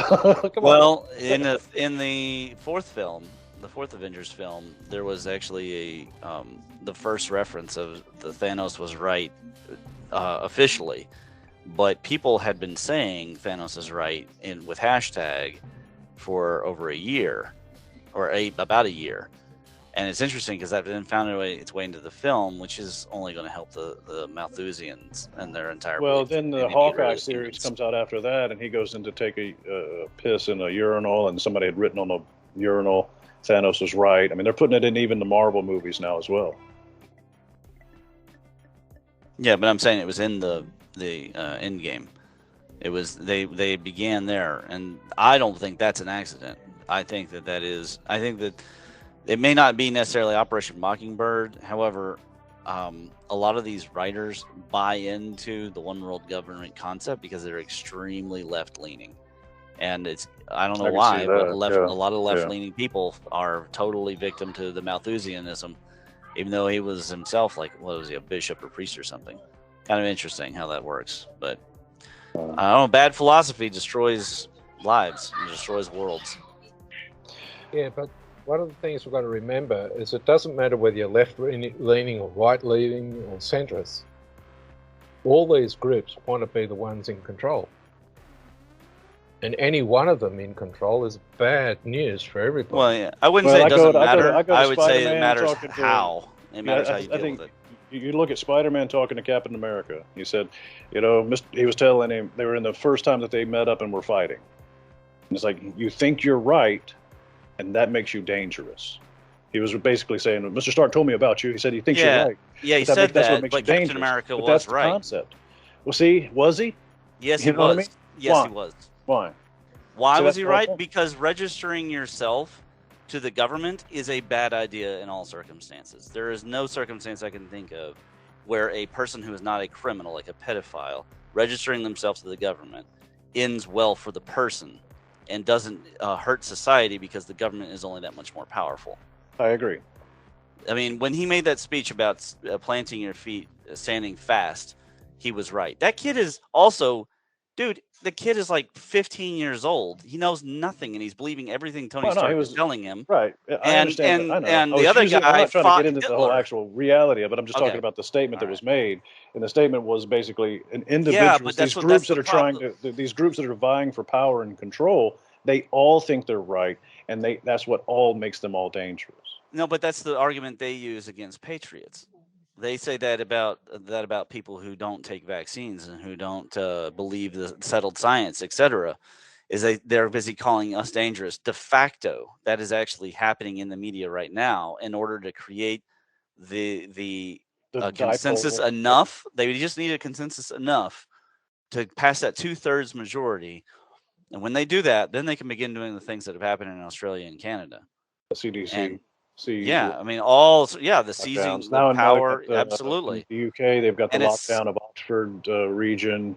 They're rolling out these things. I mean, but see, I lived in the Middle East for a long time, and people don't realize that, like in the state of Doha or Qatar, the state of Qatar, in the city of Doha, I mean, you were controlled at every angle and every aspect of your life in that city. I mean, it was very much controlled. I don't know how to describe it for people, but it was a test bed for what is taking place around the rest of the world for many, many years. I want to go back to the sophistry that was occurring with the young Spider-Man there. He bought hook, line, and sinker the idea, just like his generation buys a lot of the ideas because they're young and naive. It's okay, like everybody was once.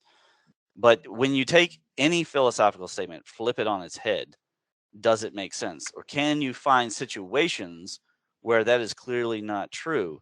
If you went up to a heart surgeon and he says, well, you have plaque in your heart and that's why you're going to die, and you say, well, you think you're right and that makes you dangerous to me. Well, feel free to keep your plaquey heart and have a heart attack in a month. I mean, it just doesn't make any sense. Like, the statement itself has no philosophical value. It doesn't mean it can't be true sometimes, but a broken clock is right twice a day. Right, but the fact that the individual wants to prescribe a pill in order to get rid of that plaqued heart instead of homeopathic remedies, that's another issue. Well, the heart surgeon wants to give you heart surgery. They don't want to so I give mean, you a it's pill. the solutions, I think, is what I'm really referring to more than anything else. And the fact that we know that we have multiple groups that are trying and vying for control, but what is the solution to, I guess, what you're talking about with the wave theory concept, where there needs to be a simpatico of thought in this land. Talking about when I was writing about triple plane, or are you talking about earlier when No, I just said just a minute ago when you were talking about the destructive okay. wave, we're all trying to find one thing or one issue to point at and blame. And I'm like, well, on the flip side of that, I think we're really trying to figure out a one type stop solution, when it's, unfortunately, other than going and doing exactly what took place during the French Revolution, which obviously you see there failed because they were able to outlast financially all of the different factions or whatever the groups, and then you get into infighting.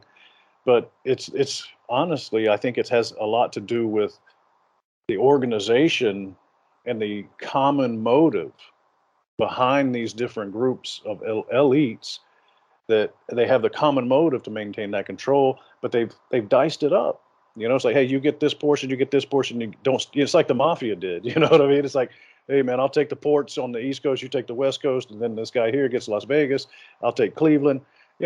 Everybody stays out of each other's lanes. And if you cross over into our lanes, there's consequences. And everybody agrees to those preliminary terms when it comes to the major families like the Orsinis and the Medicis or whatever they are, all these major families that come out of the Italian Vatican area. That's the power. Not the Rockefellers. I mean, the Rockefellers are there, but the Rockefellers and the Rothschilds, they're also a subgroup of these families. They've changed their names and such but it's really the Orsinis and the Medicis. The Jesuit order are the ones when all roads lead to Rome. Those are the ones, the the soldiers for these major families. But what you've got in that environment is, it's okay to do whatever you like to achieve whatever you want. That's a philosophy of that environment.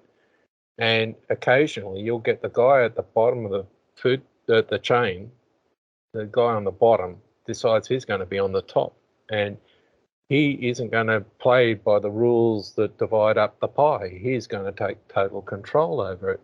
And he builds up his own little group of guys, and he goes after all these power groups and takes control of them.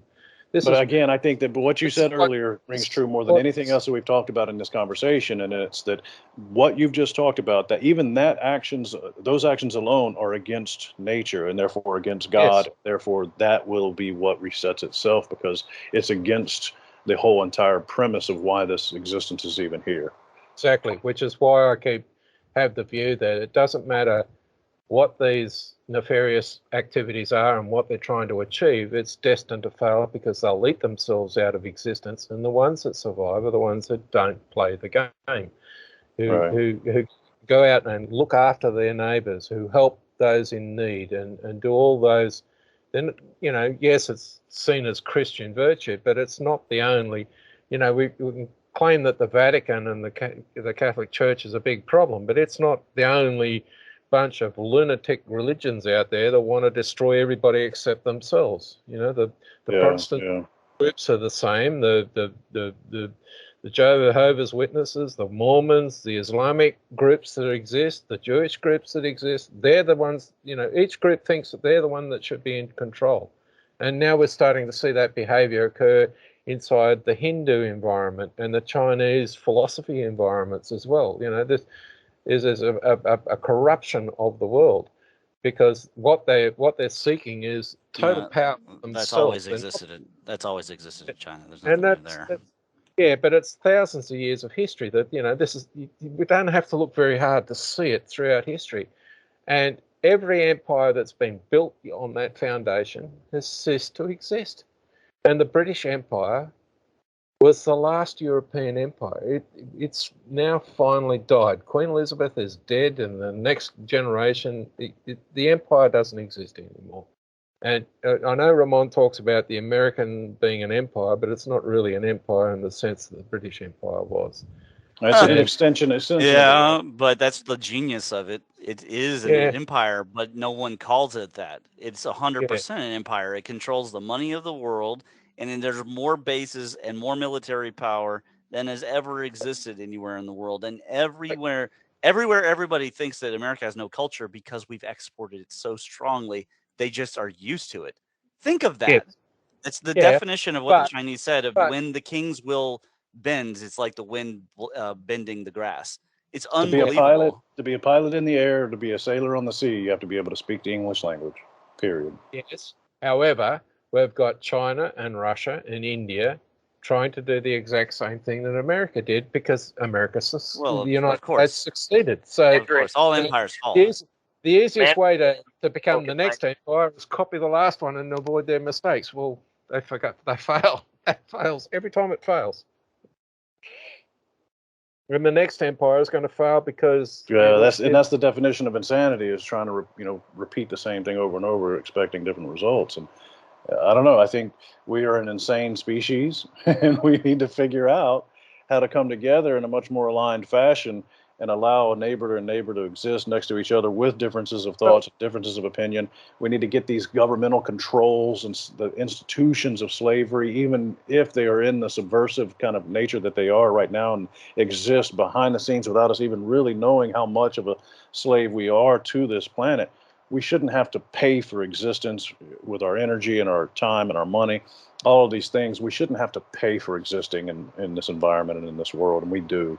And I don't know what to say about that. I think we've, fallen in terms of our connectivity to the planet, and that's really the biggest problem that we're all facing more than anything else.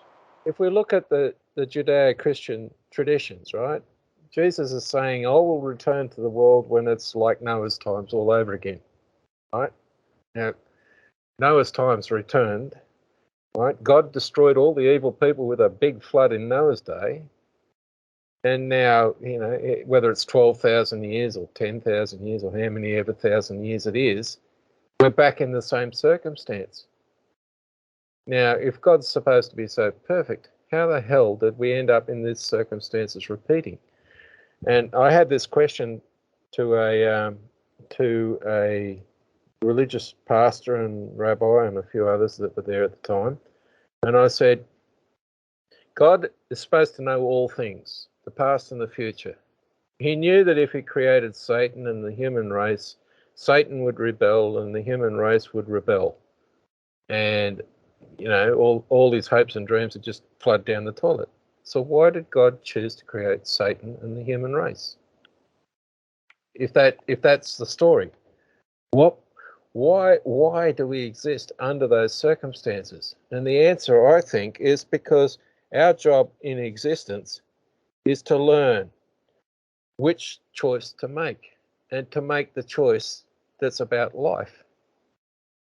And the other interesting thing that I noticed in some of these, listening to these things, there was a near-death experience, a pastor who keeps getting visions, and he was having a chat to an angel at one stage, and he says, what's the story with Satan? Why was he kicked out of heaven? And it's sort of like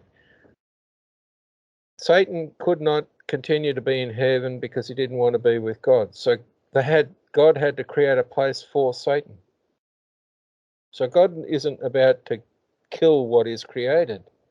But if you really want to live on your own, will let that happen. He'll create a place for you to live on your own. Look, I'm a And- believer, but I'm just going to tell you right now, that's the stuff we tell children because it's how children think. That's Yeah, a but- ridiculous but- argument. It's circular. It's circular, but the other issue is if we really don't want to be with God, God's going to honor that decision. Yeah, I'm just talking about the Satan thing. I'm just talking about the reason why he exists and all that stuff. But- That's the thing we tell kids because we don't have answers. And Well, who wants to spend a whole bunch of time talking to kids about really deep philosophical concepts? They're not going to get it. Well, anyways. they don't have the understanding necessary to get their heads around what we understand for a start. You can't have a discussion, a logical discussion with a 2-year-old about why it's a bad idea to put your finger in a socket and turn the switch on, right? The kid doesn't have the necessary wealth of knowledge and understanding to have a discussion about why that's a bad idea. Now, if you're looking at the human race, I don't think we've even got out of, crawling stage yet as a culture. We're still babies that are learning to crawl. And we're going out there talking to the universe as though we're an adult. You're going to do you look at the way people, even ourselves, when we go to God to ask him, are we asking God to do it his way, or are we saying, help us but do it your way? Which attitude are we taking to that process? I kind of agree with that, and I think that the reality that we are just so much more capable of things in the material world, being you look at the telekinesis, telepathy, you look at all of these things, just the concept of manifestation and being able to reduce the time frame that comes into fruition for our lives to almost instantaneous, where you have the ability to, let's say, mentally control matter in this realm. Let's assume that that's the ultimate high, whenever you've unlocked the DNA fully and completely, secreting whatever through your spinal column to reach all of your chakras, whatever you want to call it, and all of a sudden now you are this truly enlightened being of full, complete, unlocked DNA, helical structure, matter controlling being, then that's a much higher level than we're at right now, and comes with a much greater responsibility in the terms of just all of the, and like you said, we're not ready for that kind of abilities, nor concepts, even the concept of it. Yeah, but in this discussion, right, I was talking to a rabbi, and he's quite an interesting guy, but I said, this is what I'm trying to do. I'm trying to understand the way God put the universe together. And he says, and he hauls out the book of Ecclesiastes, the book of Solomon, which is and it ends in the end as saying all is vanity, it was, pointless experience. But the thing that I wish I'd had these words at the date when I was last talking to him, but I'll remind him of it, is that human beings were made in the image of God. We are not on this earth to eat, drink, breathe, excrete, and reproduce. We're not animals. We're more than animals. We're here to learn, to wonder, to marvel at the universe, which is the expression of God's creativity, or I agree with whatever higher being you want to achieve. Because and I think we as an entire civilization have fallen. When I said we fell a minute ago, we've fallen in our capacities to understand and connect to God through just even in what we know as recorded history. Because you look at the Greeks and the Romans, and even in the 1800s, I think we talked about this the other day. The common IQ level of the individuals at that time was much greater than it even can be closely compared to today. As a 16-year-old boy, was his name Tycho Brahe? As a 16-year-old boy is the one plotting out and had 700 and something different stars that he plotted out. But that's not the average. The average IQ was not greater. It was much, much lower because people were illiterate. They didn't get taught how to solve problems. Well, good thing we got the individuals were high. That's true. But those were people who were inside of a system, and that system was an educational system. It was a master apprentice system. And the master apprentice system, or even just the governess system, is very much superior to state socialized education. We had the number one in America. We had the number one educational system when Think and Grow Rich was written. And he made the prediction in that book that if we keep the education free, it will fall. And that's exactly what has happened. And that we want to go back. We can raise the average IQ. It's not impossible. Yeah. We just have to get rid of But free state education controlled by the Department of Education. So I said Department of Justice. That's not a Freudian slip, I think. I think that's true too. Yeah, well, we need to abolish the Department of Education globally. Just get rid of it, and sack the teachers, and put the responsibility back where it belongs. But the simple fact is, sorry, real quick, Robert, the system we have now is just creating drones. Right, exactly, for the workforce. And to Ramon's comment a second ago about the average intelligence being less, but this guy Tycho Brahe being an exception to the rule, I disagree with that in the sense that because you had individuals that were learned, but then you also had a massive number of individuals that understood the different trades. They were masons, they were ironsmiths, blacksmiths, sorry, but they understood trades, and they were able to build cathedrals of magnanimous sizes and put together major works of great art on massive structures and massive scales, that we just kind of really lost even the desire to achieve those type things today. And so when you say the intelligence, I get you, man. The ability to memorize and regurgitate, information, yes, we fall on the wayside. But the ability for an individual to go in during that time, to go in and know exactly how to build a wall and make it hold up for 1,000 years or 100 years or whatever, is night and day compared to what we have now available to us in the workforce. So yeah, I agree with that, but again, I'm comparing the entire population. When you're comparing entire populations, there is no comparison. We have way higher illiteracy rate than we ever had before. Even if some people drink bleach, that doesn't change the average. You can see the difference by comparing the developed West with the Aboriginals and with Africa. You can just see it. And if people try to say that it's just about race and not about systems, those people are participating in white supremacy. They don't mean to be, but they are. You can raise IQ. You can use chess. There's other techniques. There's books on raising IQ. People in the alt-right constantly claim that because the psychology tests show that it is difficult, that it's impossible. That's not true, clearly. So it's a matter of parents. It's a matter of a supportive system around that child. It's a matter of getting rid of fecal oral contamination. They showed in India, half the kids are exposed to fecal oral contamination. Those half have a 10-point drop in their average IQ. So half of India's IQ is 10 points lower because they're getting hepatitis. That's a big deal. And nobody's talking about it because the world is really just kind of a shithead. Nobody cares enough about the children. That's the bottom line. I agree with that, because we've exploited it for way too long, and nobody cares.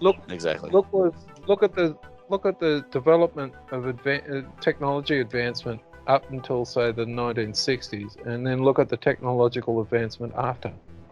The population has quadrupled since the 60s, but our science and technological advance has not even kept pace with anything. It's going backwards. The minimum wage. Sorry. If I was to remove electricity from the environment right now, the majority of the world's population would be screwed, because they can't operate without the computer, which requires electricity.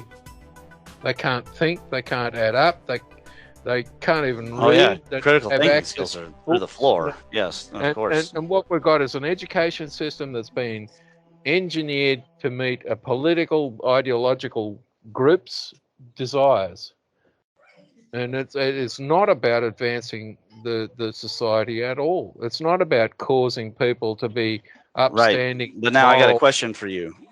What is the reason why I excelled and so many around me, especially the boys, failed? If I went through the same system, because I was alive even before I had the Holy Spirit. I was an atheist before any of that. I was just extremely interested. I would outline all the little propaganda history books that they hand out. I mean, I was deeply embedded in this, and I'm not Asian, so it's not just my extra 10 points over the average or something. So the question is, why was I able to thrive in that system regardless, Because and then find myself? You had It the could be thirst. DNA. It could be DNA. I don't know.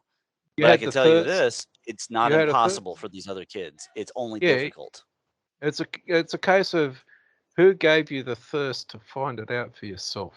Nobody There- gave me the thirst, man. I was You starving. know, yeah, but the thing is that was the result. You started starving, so you go digging around. But the thing is, what you will find in a lot of people environment, there are one or two or a few critical people that get the kid to really question everything they've been told, right? And they're the people you need in education. And the rest of them need to be shown the front door. Don't let the door hit you on the back because the door might get damaged, Go. You're not Well, providing anytime you want to absolutely destroy a problem, bring the government in to regulate it. You look at how the school systems were set up. You weren't giving a choice. It was mandatory. They mandated you had to go to this school. They put it in a certain district. They made it illegal for you not to comply. Yes. So then But- turn around and then they put the curriculum based upon what they wanted it to be. So and anytime they you want to destroy obliterate- a concept, you absolutely get the government involved. Yeah, but they also obliterated this expertise teaches the ignorant education system. They obliterated it. The master teaching the apprentice. That education system was wiped out. Right? Yeah. And that master teaching the apprentice is the education system that gave us the technological environment we have today. And the education system has obliterated that. And we now have people, right? If we're looking about changing the infrastructure that supports the banking system, you're looking for people like me. I'm 62 years old. I'm among the generation that built the existing infrastructure for the banking system. We're the only ones who understand it and can fix it. The younger ones coming out of university with their information technology degree got Can't no even balance idea. your checkbook. Well, they can't write a program. Yeah. Let alone write it in COBOL or assembler or whatever these mainframe systems are using. Yeah. Right, so we have a real problem. We have no redundancy in our technology, which means if any of that technology fails for whatever reason, it's a massive disaster. Well, and the people who want to control everybody want to create a failure of that system to get rid of what they consider the excess, that unnecessary parasites on the world's resources. We just let's engineer the disaster so that all those parasites die, and it's just us and our few selected drones that are going to continue the story.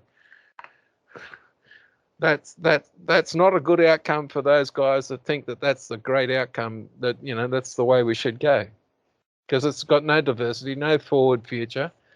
And there was a video that I was watching. And many have tried it in the past in other civilizations, and it's failed as a result of that same exact modality or that method. Well, those civilizations aren't even remembered, let alone known about. But it's like there's a time travel claim by a guy called Al Beck, who was involved. He claims he was involved in the Montauk Project and the Philadelphia experiment and all the rest of that sort of stuff. And he time traveled to 2137, where the world is recovering from the disaster that's about to hit us, and the population of the planet told to him at the time was 300 million. So that's not a good outcome for the rest of us. And then he traveled further into the future to 2749, and he was there for 3 years. And one of the things he learned that is in the year 3700 or something like that, there was no life on the planet Earth. And the society of the 2749 period was run by artificial intelligence. And my question is, if it got such an effective solution that gives people everything they need with the expectation that you're going to contribute to society, which was having problems, that expectation wasn't being met because there's no enforcement of it. Why did, within 1,000 years, did all life on the planet cease? Did the computers figure out how to keep their secrets? The AI systems figure out how to keep the fact that they could lie a secret and then got involved in a war that obliterated all biological life? Is it, Skynet in spades? What, or did the sun just burp and the earth got fried and everything died?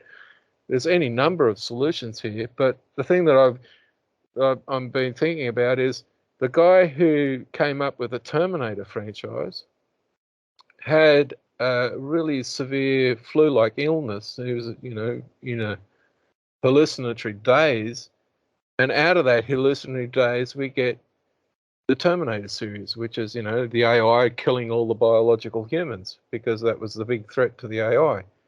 And my question is, was that guy tipping into a future reality, or what? What was going on? The people who claim to have lived a past life, are they able to access the records of the universe such that for them, for their perspective, that it feels like they lived that life, but even if they didn't, what's really going on here? And I just think there's some weird stuff going on that we just do not understand. And if that ability to connect in that way was possible for the psychopaths of today, I don't think we'd have much of a future. Well, what I'll say to that is that an individual traveling, let's say hypothetically, and I don't know anything about time travel, but if an individual was to be able to actually physically travel to a timeline in the future and see that all of life had been wiped off the planet, then that would be an alternate timeline because he physically was there. So that would eliminate that. He did. You see what I'm saying? So if he's able to see it, if he's able just to view it through like the the creation of a time device that can basically fast forward through time, and he was living in his present current moment in that moment, and then hit the fast forward button and was seeing, based on all of this data now in this moment in this time in this present, show me the future timeline in the future of what will become if everything stays according to what data you have up to this point. So that's the whole issue of changing and alternating timelines. With the story I've given about the time traveler, Al Buck, he didn't go to the Earth where there's no life. Right? I thought you said he did. The people he was talking to, the group that had created this computer and social environment as an experiment to see if it was going to work, they're the ones who went to the future, and they came back and told the story. But the thing is, if I go to the future, there's no guarantee that I'll be returned to the exact point in time. If I'm talking about change, if I talk about going forward into the future and coming back into the past, I change a series of cascade effects into the future if that knowledge comes back with me, because I can know things that will change the path of the future. But if I step sideways into a different history line, how do I get back to my history line? And time travel is not just, forwards and backwards along a line. It's a little bit more complicated. Finally, somebody talking about triple plane theory. Right. Where were you the other day? Jesus. All right, go ahead.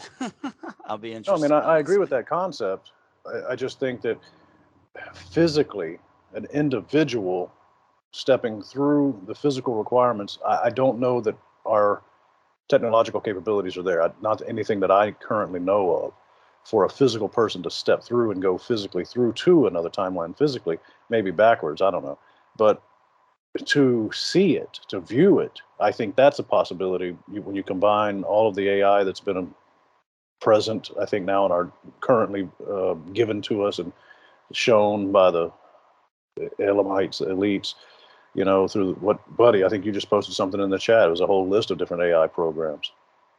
So those technologies are coming to the forefront. I think that the ability to see potentiality is there based on data sets that are included in the calculations, and included in that, then you can basically travel along that etheric field and visualize and see it. And there could be mechanisms that are in place today that allow for that, but to actually physically put a person or a thing or anything to send it, I don't know. The Philadelphia experiments, maybe, I don't know what those were. Honestly, I can't speak to those things, but if my understanding about the structure of the universe is correct, And that's a big if, finite mind coming up with the answer, and good luck with that. But in the speculation I have, time, the past and present are just like a charge, like electric positive and negative. So if I move towards the future charge, I'll travel faster into the future. Whereas if I move closer to the past charge, I will slow down in my passage to the future, and I could even go backwards. It's fairly similar to what I said in triple plane theory the other day. The only difference between being the actual appearance of time travel versus aging, which is a different concept. Yes. Okay. So I don't know if you're talking about actual physical time travel, Back to the Future, or if you're talking about if the data appears older or younger. Which one are you? I'm talking about the actual travel, right? Because if our environment really is a nested series of spatial arrangements, then our understanding exists in multiple dimensional spaces, and under those circumstances, one or more of those spaces could enable actual travel back into the past, or into the future. The trouble is, though, that when you do that travel, you've got the potential of jumping out of your time causality link and going into another one. Yeah, that's the only way that would work, according to triple plane theory. I don't think that can work. The only way you'd have to be, the computer AI systems we have today would need to have the ability to exactly access the recorded information in the universe. All we know is that they actually they can act. What do you say? Access the parallel information, but there's no proof that they can access the previous information versus the forward information, which is the wide plane. If we're going to talk about an experience in terms of we're able to simulate what the future was and what the past was, we need access to the recorded history of the universe, right? Because that's where the issue. That's where the full access of data is, and you need that in order to be able to make those simulations and predictions and get them anywhere near accurate, right? So the question I have is, for these people that are making predictions for the future, they're clearly able to connect to information sources that are not recorded in our human way of recording things. But just because I can access the thing and come up with a probable outcome doesn't mean that outcome has to happen. But maybe it has happened in all the different varieties of what could happen. You're talking about some classic triple plane theory stuff, which is what I've been working on for 18 years. I haven't included in the EPMC, though, for a very good reason, because a lot of the root of this thinking, let's be honest, is related to supersymmetry and string theory and things that have struggled in the after the Large Hadron Collider. Now, they could be trying to hide information, or it could just be bunk. That's all I'm saying. Well, it's like it might be true and it might not be true. I think the public explanation why we had the Hadron Collider is not got anything to do with why it's there. It's just the story put out there to, have the populace accept the fact that they've spent trillions of dollars on a big machine that when they fire it up, they have to repair it. Whatever the reason for that, the Hadron Collider to exist, or any of those technologies to exist, is not for the stated reason. LIGO was created for a reason other than what they're claiming.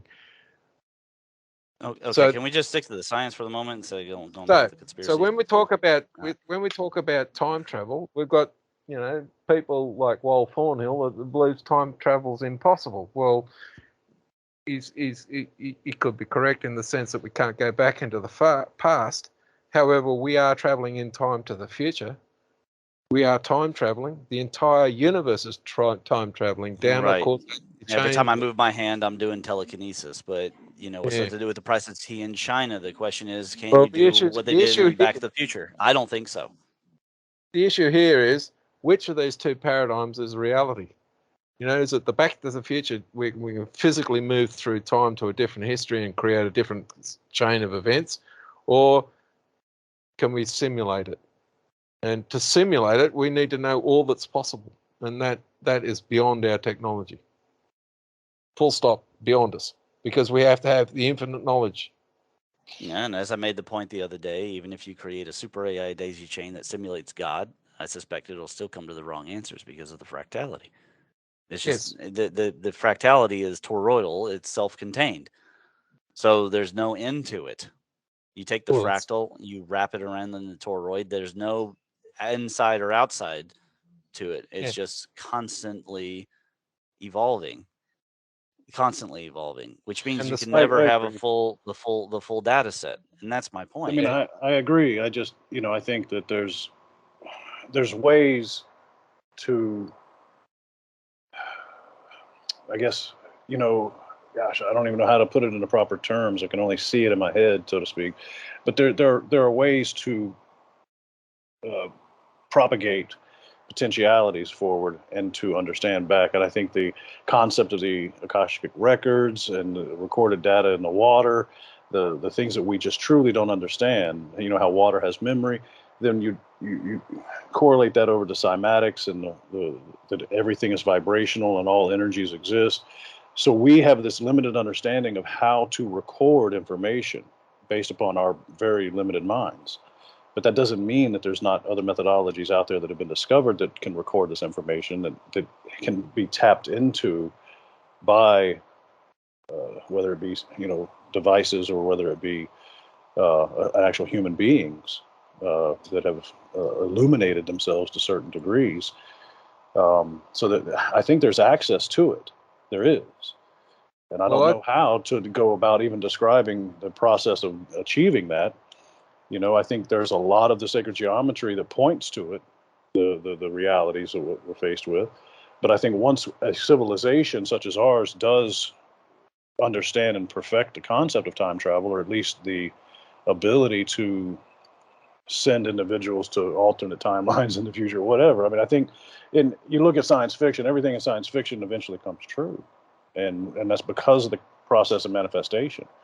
And so that's why I think we see it so much in the movies for so long, is because it's been pushed forward to achieve manifesting it into our present. Well, you're getting back to the MEMS, and I was trying to stick to the plasma cosmology for the moment. But right, and I think as far as the plasma cosmology is concerned, in terms of all of that, I think that there's the ability to record and understand at least the potential energies that are here and available to us today. Everything that I've told you guys so many times, there's a whole science around this.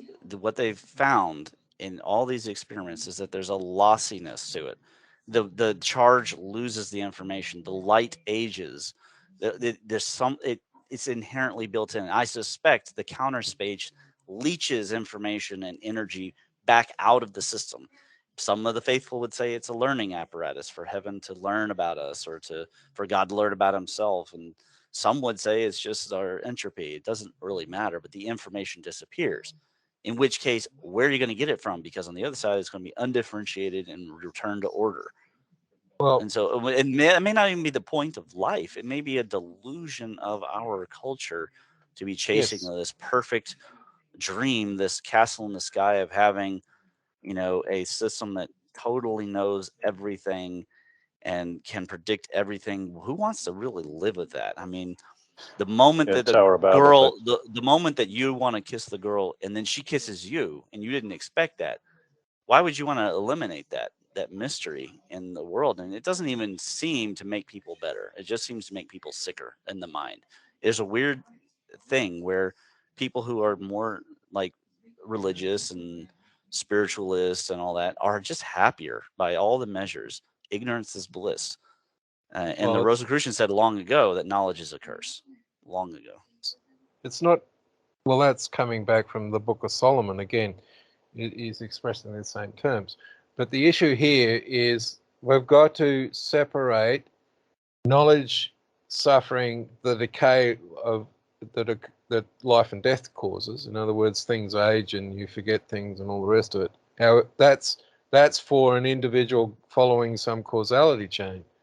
However, the universe itself is literally infinite, and if our existence is supposed to be post-death, at least post-death, if not pre-birth. So the body that I occupy is going to cease to exist. Now, my memories and what makes me who I am can't reside in the body. It's got to reside somewhere else. And the universe... The consciousness that is the universe. Yeah. So everything that's ever experienced by the universe as could occur, right, is recorded by the universe in some way. And that is tailored to our expression of our understanding of what we've already learned, our past history.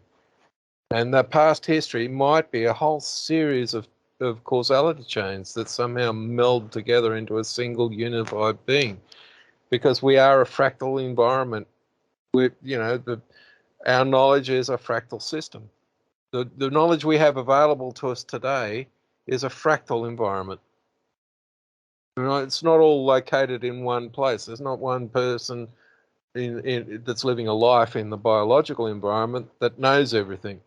However, the universe that supports that temporary environment for learning purposes or whatever else, the real reason for its existence, that environment that supports that existence remembers everything that can happen and remembers it as though it was right now. So it doesn't matter how far in the past to the future you want to go, it's all instantly now. And I agree with that. And guys, I'm sorry. I love the conversation. I'm sorry. I've got to jump off. I've got errands. I've got to run. I'm sitting here. Got to jump off. I apologize, but I love the conversation. I'll catch up the rest of it later on the recording. See you, Jonathan. Take care, guys. Thanks, guys. Our bodies record into that environment, but it's a two-way street. The environment, that recording environment reflects back to us. So there's got to be a two-way communication system. But if we're talking about seeing the future, there's a filter on it. The future needs the past to occur in order to have a future. If we have access to all the future, then we could cause a set of circumstances where the past required for that future never happens. And that would cause a paradox. So, whether we can physically move in Back to the Future or Time Machine between physical locations in space and time versus, a simulation of that sort of thing where it's a game environment, which one is real, don't know, but there are real problems with the time travel element because it's beyond our capacity to understand correctly. Time travel may not be possible, or it could be the way it works. We would have no way of being able to figure that out ever until we have the capacity to travel in time. And the danger of the universe allowing that sort of travel to occur is it could muck up the universe.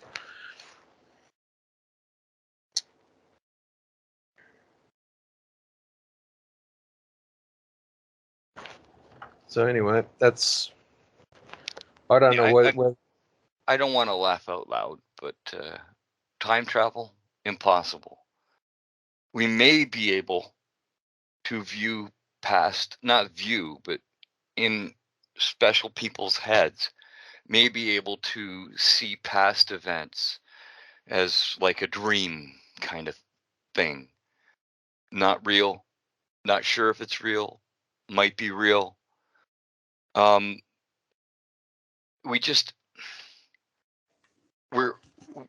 can tell you the remote viewing I had of the electronics in a parallel existence that was slightly ahead of ours and had gone a different direction was definitely real. But the question is, why was that one actualized when I was remoting in? Does that mean this one's not actualized? Or are they existing parallel? No one knows the answer to that. And that's as far as I can go. And I can't travel there at will. I guess maybe there's people out there who are powerful enough. I can tell you, I came away, felt more whole, more complete, more real of myself than I have ever felt in the last, 5 years. It was absolutely stupendous. And the technology was absolutely stupendous. And of course, people can go and review that episode and hear me tell the story. And I have remote viewed in this world too. And that's an interesting thing because that's a non-locality issue. But that probably doesn't change whether or not something is, quote, real in our so-called timeline. But as for, unfortunately, scientifically speaking, once things, and I know Robert hates to talk about the collapse, but I can prove the collapse. So once things collapse down to this reality that you're in, this stream that you're on, you're unable to prove that the alternate could have happened. It's gone. That's why the entire medical, like what do they call it, like a repeatable, randomly controlled trial, that whole thing's a delusion. No body is the same, and no person is the same from day to day. So it's a vain thing. It doesn't mean we get rid of drugs. I'm just saying it's a vain pursuit to pursue medicine as a science. It's not a strict science. It's a science and an art. It's a practice. Everything's a practice in our environment.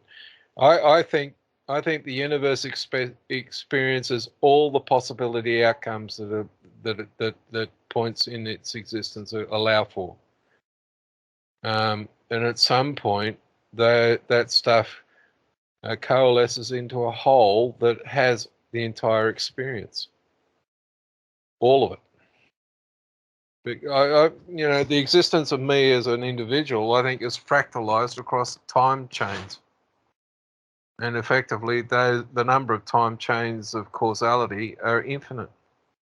But at some stage, the biological existence of this type of time chain will end. And at the end of it, it's reconnected. It's remeshed into a single understanding of all the causality that was possible for my life and everybody else's life.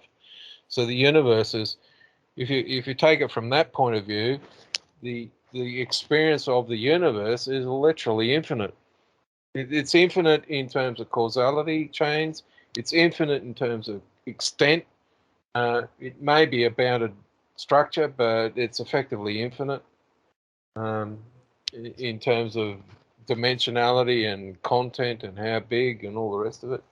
The question is, though, for the universe that we experience, we know there's a fundamental foundation boundary beyond which there is no components.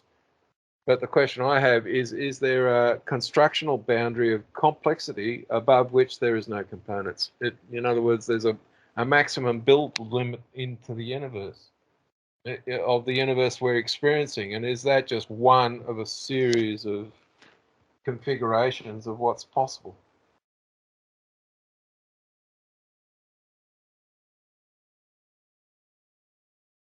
So we come into a universe that's bounded. It has a floor and it has a ceiling.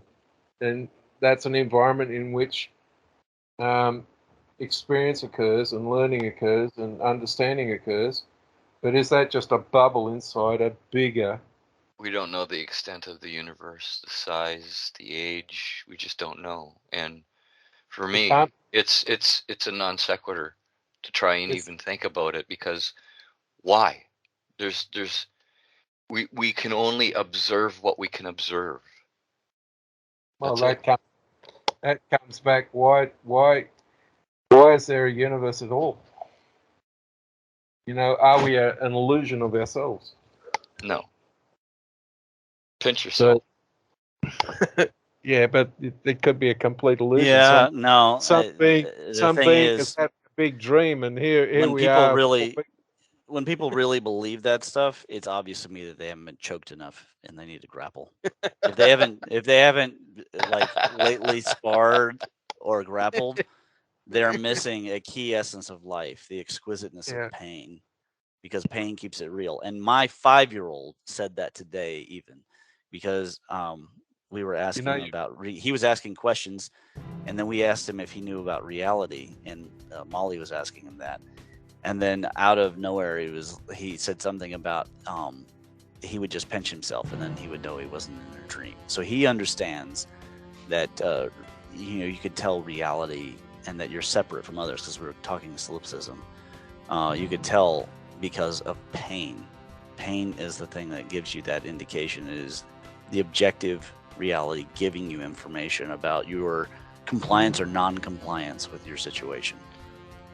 Now, it may not be that you're not compliant for a good reason. It may be that you're being compliant when you shouldn't be.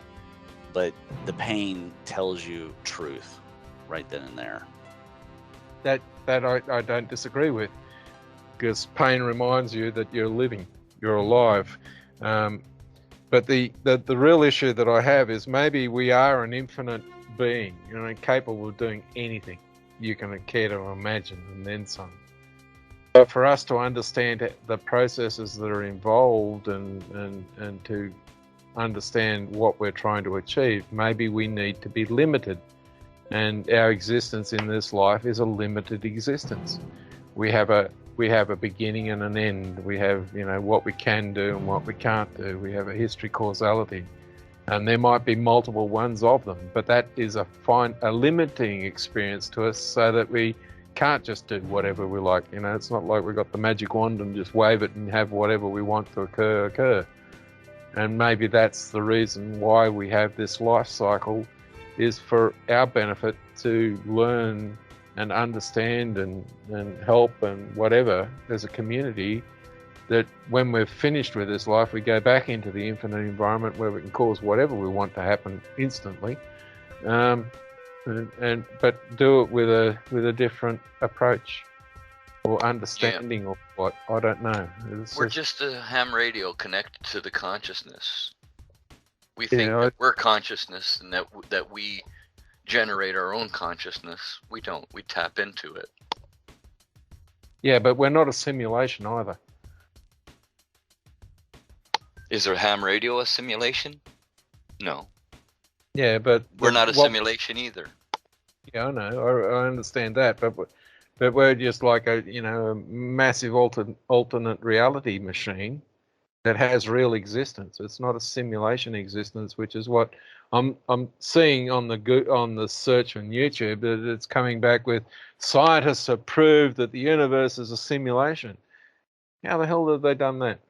I just reckon they made up a story, waved their magic wand and said that, Leviosa or whatever, some magic abracadabra phase, and just invented a fantasy. Because you can't prove that we're in a simulation, and we can't disprove it. It's like, it's a pointless exercise. It's like trying to prove that the universe had a beginning and the universe will have an end. It's a pointless exercise. Mostly because we're not going to exist if it does have a beginning and an end. There's nobody that we're aware of other than God who was present at the beginning and will be still there when it ends. Nothing inside that environment survives that long. Well, basically, God isn't a presence. He's the consciousness of the universe. He's the body of the universe that creates the consciousness that we flow in, that we upload and download to, just like a ham radio. You can talk to, or you can receive. We do the same thing. It's just more simple with radio waves. Yeah, it's like an AI cell, basically, biological cell in a bigger organism. So, but anyway, it's interesting. How was, on matters other, how was your last couple of weeks? You guys not freezing over there on the other side of the planet? Nice and warm up here in Toronto. It's been 5 degrees, 4 degrees-ish. And at this time of year, we're usually -10, -7, somewhere's in around there. So how's it in Kentucky? Wet or just, It'd be the same, just a little warmer even. It was cold. Now it's middle. It's normal.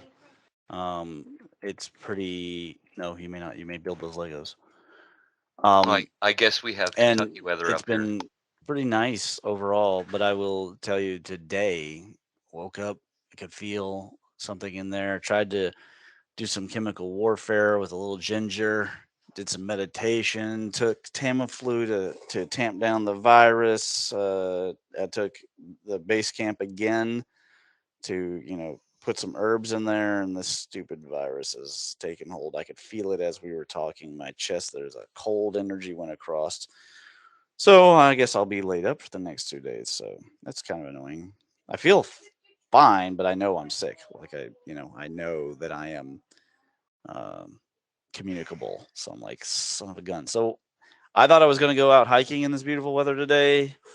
It looks like I'll be watching YouTube and TV and working on this paper, which Not today, I maybe just tomorrow. I'm gonna I'm gonna show you guys how brutal I am. Don't forget the chicken soup, yeah. Yeah. So do you see? Because I've just how come this out. is ending. I've come out of a cold sore. You guys see it? It's a couple of days. Yeah, I'll need to expand the visions back on it. Yes, we see this guy dunking a basketball.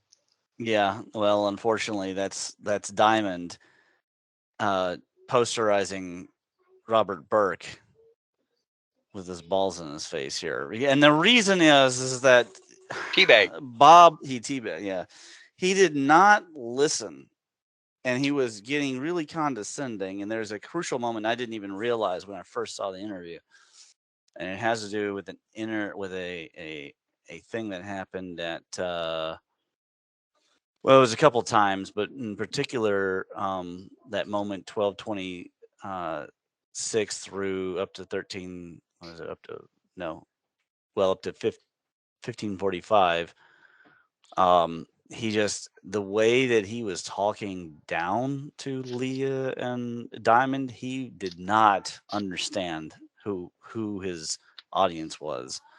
So, anyways, yeah, just working on that and other things. There's been a lot of big business and stuff happening. A lot of things. Of course, Jonathan's already gone. So, Well, Diamond plays that all. same game, that talking down game.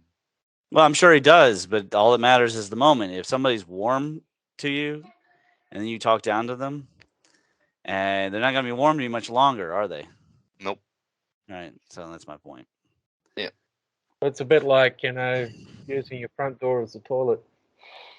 I like that. That's got to be an Australian saying, yeah. Yeah, well, I've heard it quite a bit, but if you're gonna use your front door as a toilet, don't expect people to be enjoying it. So you got to be fair to other people. Well, I think Rob's probably a good guy, although he's always been dismissive of me when I've reached out and been kind to him. So, don't mind setting up an article to show one of these moments because it's a good learning and it's a good learning situation for the entire alt stream and in particular for Bob. And I hope he does learn some powerful lessons here. But Diamond's right.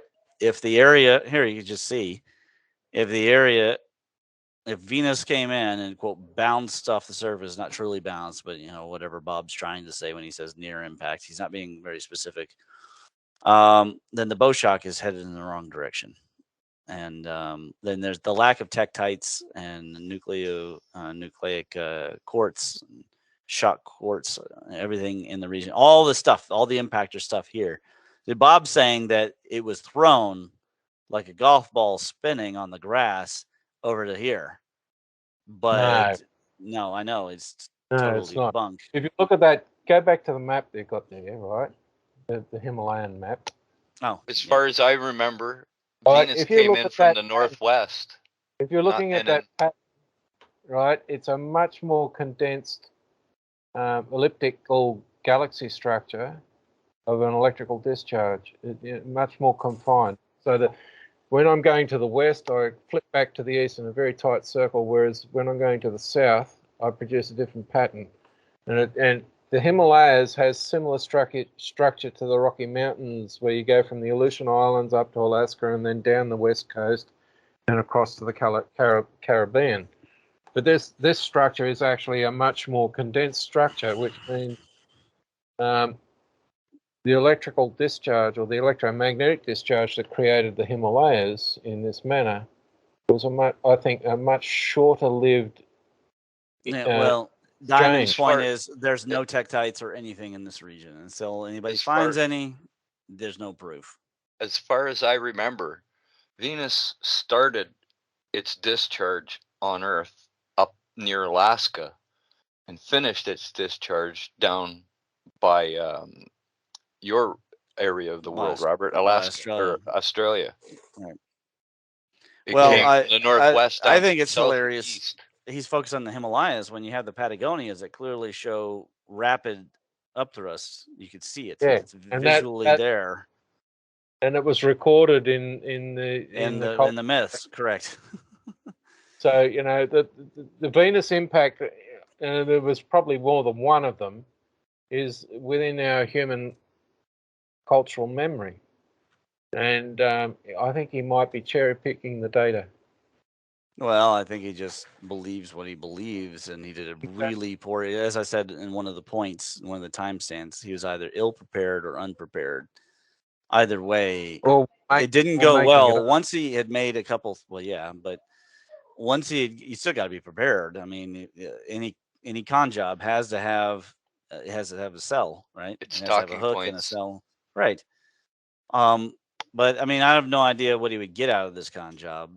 Unless he's producing a book that he's trying to sell or something. I have no idea. But I can tell you this, there are strategic mistakes, and I point them out in here, that you can't make among your own warm audience, let alone an audience that doesn't agree with you. And Robert made those mistakes. He treated Leah, well, he definitely treated her a little condescendingly, but not any more condescendingly than he was to Diamond. But the difference is Leah is Diamond's girl. Yeah. So when he sits there and he says, well, if you know anything about electric discharge, Diamond's like, you could feel his ego perk up. He's like ready. He's been challenged now. So he's going to go to that next level. You know, and he did. I mean, it was like I put it in the final image, he posterized him. And that's something that Bob's got to learn from. And I hope he does before he goes off, because if he acts like he represents our community of electrogeology, it's going to be problematic. So the next section of the paper is going to be about how electrogeology should be done. By the way, teaching the kids geology stuff, I got the little ones. I got her kid and my kid, little geode and fossil sets for Christmas. It's so cute watching them because they're 5 and 6, you know. But I mean, it's you got to get out there and do surveys. You can't just look at his final argument that I put in here. That Diamond's final retort. Your evidence is a shape. That is what a third grader would say. You need to have cosmogenic evidence. You need radionuclides. You need shock quartz. You need microtectites. Tektites. None of these are in this region. I mean, boom. That's all that had to be said. Really. Bob should not have shown up to make such a hypothesis without any kind of evidence. I mean, any real kind of evidence. Just using giant shapes. We know that the question mountains can be laid down by these supersonic updrafts and downdrafts, right? So Himalayas probably was created that way, and I think Andy Hall told us how it was created. One of the questions, yeah, maybe. I'm not convinced on Andy Hall's larger thesis. I know that he's right about the arc blasted Earth and such, but I'm not convinced of a giant vortex yet. And I've made that clear in my paper on the Pine Mountain flux, because we see the crooked smile he wants, but we don't see the same evidence. It seems to me that there might have actually been a long running uplifting arc that ran along the Pine Mountain, lifting it and forming it just like a weld, just like a tack weld. And that's what I see when I see there. So I don't know that you need a giant vortex, or there could have been supersonic winds for short-lived periods of time that still made rapid changes. But then again, I don't begrudge the man that he has a hypothesis. Certainly much more compelling than what Well, we Robert's presenting here. got Of horizontal a giant tornadoes. bounce. Well, If Venus the- bounced off the Earth even remotely close, the Earth would have cracked right in half. yeah, well, mean, it wasn't a collision of that. Well, that's what he's essentially saying, is that it came so close that it excavated out, and it was, I mean, that there was enough. I'm not saying Well, it's the impossible discharge for the throws fields to out get so material. strong. I'm not saying that the magnetic fields couldn't get so intense that it would act as if an impact, but why would it act as a ballistic impact? It would be a different kind of impact. We would expect some kind of semi-hexagonal. Well, look at shape Electric of Universe's experiments with electric discharge. Yeah, but that's not a bouncing It was a perfect. situation. It's a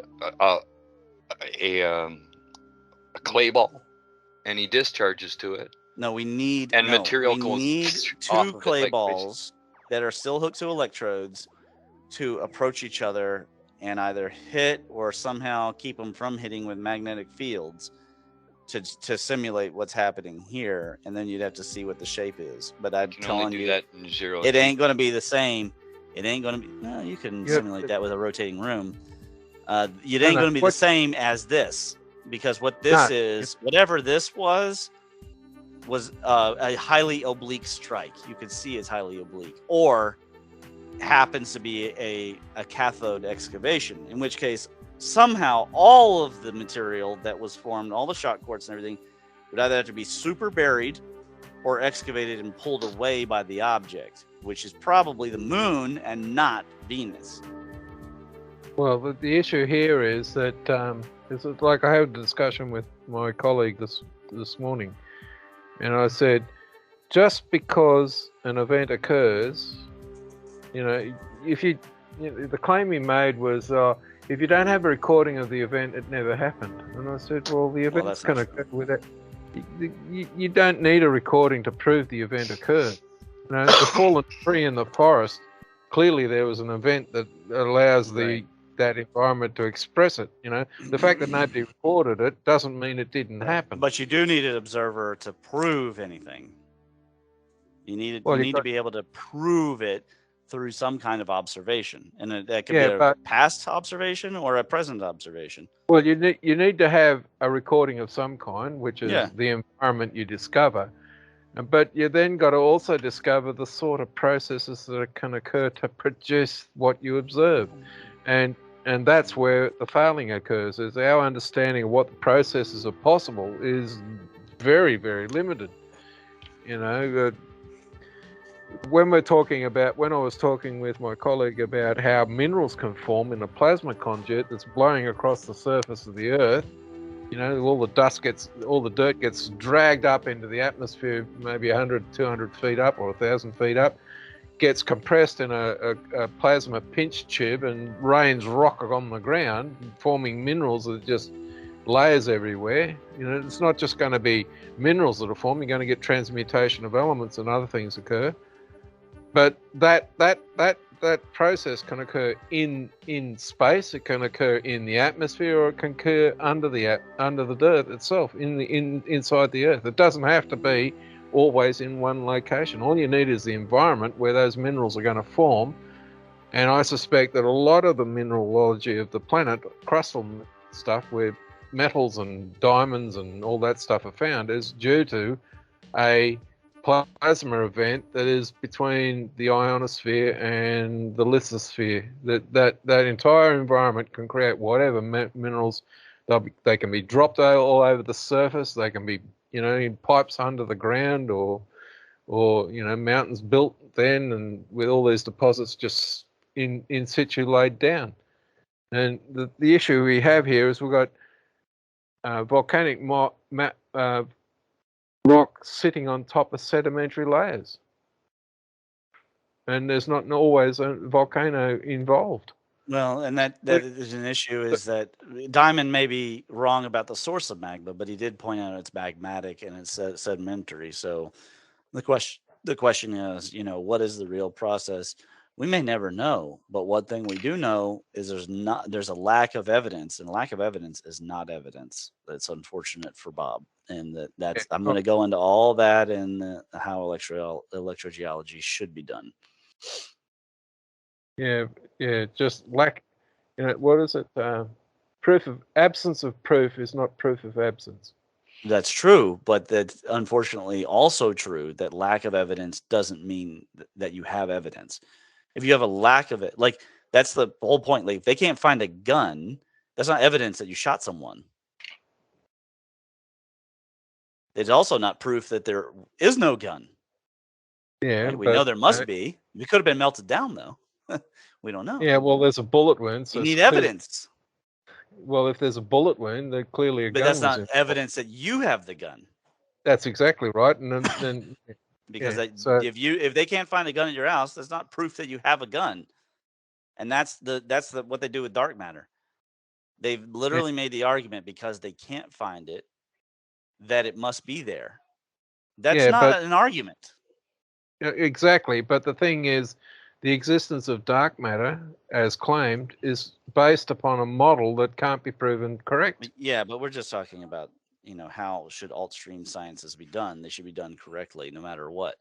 And I'm fairly disappointed in Bob. I'm also annoyed that he's not exactly been cordial. He's cordial with Buddy, but he's not exactly been cordial with the community. I have no idea what happened between him and the Thunderbolts people. I assume he presented this nonsense to them, and they, said no, that's not going on to our channel, and all the more right reasons. It doesn't mean though that no cataclysm happened there. I suspect the moon, or a much earlier event. Honestly, if you can't find the evidence, it could have washed away. It could have transmutated since then, or Got buried. or it got buried super deep. I don't know if they've done I thought enough thorough sampling in the area, but you could tell from the vectors it definitely is not a bounce from Venus that caused the Himalayas, and that's the point. The vectors are But- not correct. Am I correct in understanding that the Himalayas is a more recent mountain range to the Rockies? Yes. In fact, So it's the they most speculate the Rockies are formerly about the height that the Himalayas were, but they have eroded about half of their height away. That's their speculation. Of course, they don't know because there's no evidence. But they are still growing. So the evidence of the plate tectonic motion is visually there. It's measured, and it makes a lot more sense vectorally. He should have just stuck with a Tarim Basin being some kind of cataclysm instead of trying to claim that it formed the Himalayas. What event sucked the Himalayas down in the first place that systolic pressure is pushing it back up? No, they don't claim that. They claim that the Indian subcontinent crashed into the Asian plate and then pushed it up, and that's so far the best. So far, that's the best tectonic evidence. one. But the question I have is, if it wasn't tectonic, what's the mechanism? No, I don't think that that Bob thought that through. To be honest with you, based on the proximity of a kind of a reverse bow shock in the blue line. So, but it's also just about like how he held himself on the show, how he talked to Diamond and Leah. Him going out and saying that he doesn't believe the Younger Dryas event numbers, even though we have the Atlantis story. He lost the entire audience, and it's a good art of war learning lesson for everybody. And I don't know if he learned anything from it, but I hope he did. Well, he clearly he must believe that he's correct and everybody else is wrong. Well, and that's a fallacy position to be in the first place, because it's definitely not the wisest thing to automatically assume when you walk in. He probably did not know that Diamond was a geologist. Okay. Which he's going to go, oh, well, your training is, you're inculcated to the system. Well, Diamond clearly isn't, because he, like Shock, he has left the mainstream. Like myself, he's left the mainstream. So I hate when people make that argument, like, oh, your previous training is a weakness. No, my previous training helps me to point out what the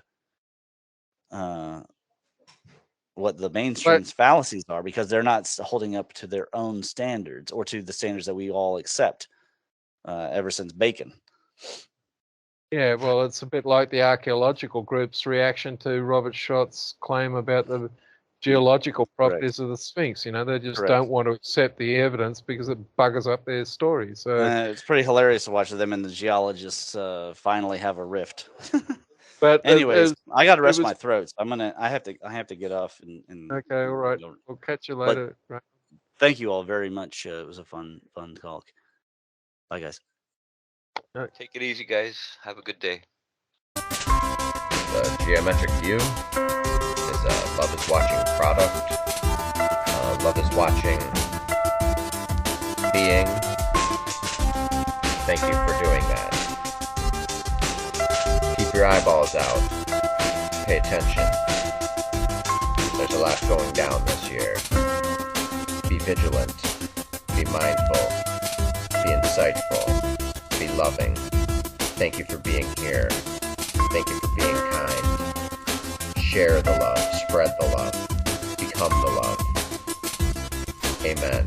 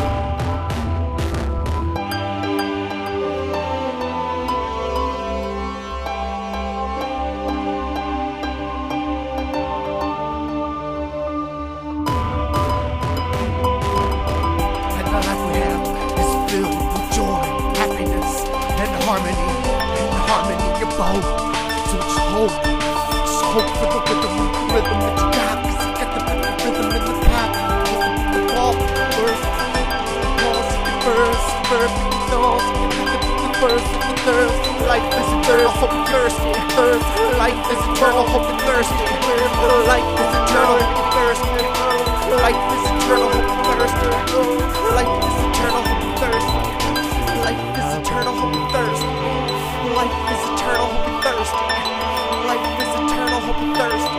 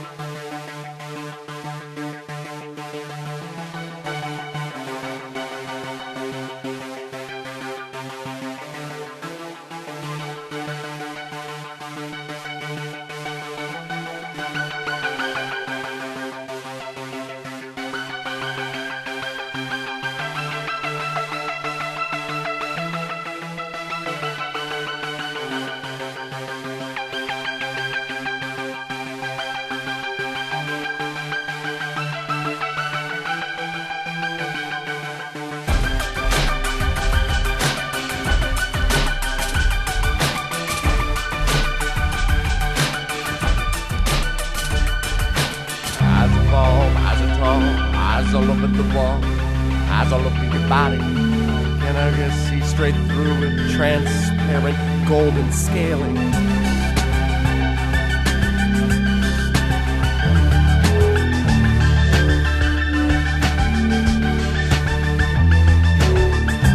largest of the atom must embark on this because this is the journey. The journey is life. Take hold. Here we go. 3, 2, 1.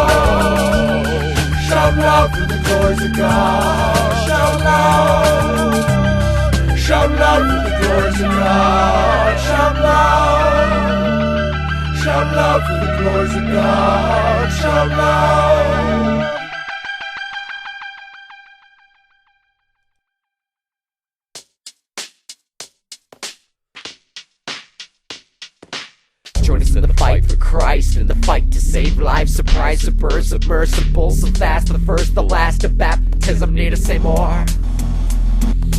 Pay attention like the marrow in your bones, arrow in your back, arrow in your lungs, zero into the fact, tertiary Christian neurons, synapses and narrow endurance into eternity.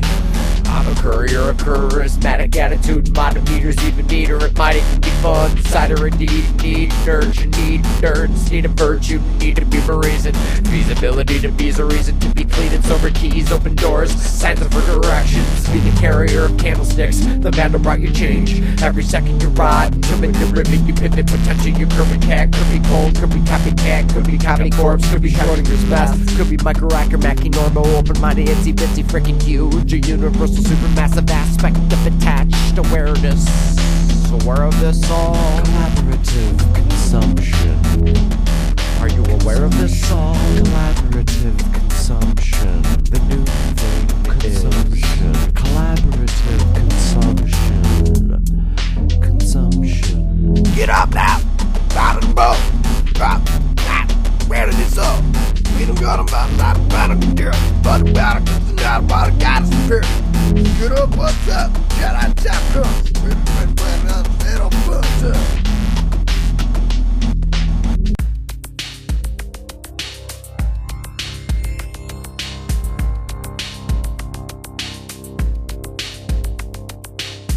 I'm in search of, I'm in earth love, I'm in living life, I'm in living color, I'm an airdrop, I'm an earth thing, I'm an earth thing, I'm an earth thing, I'm an earth thing.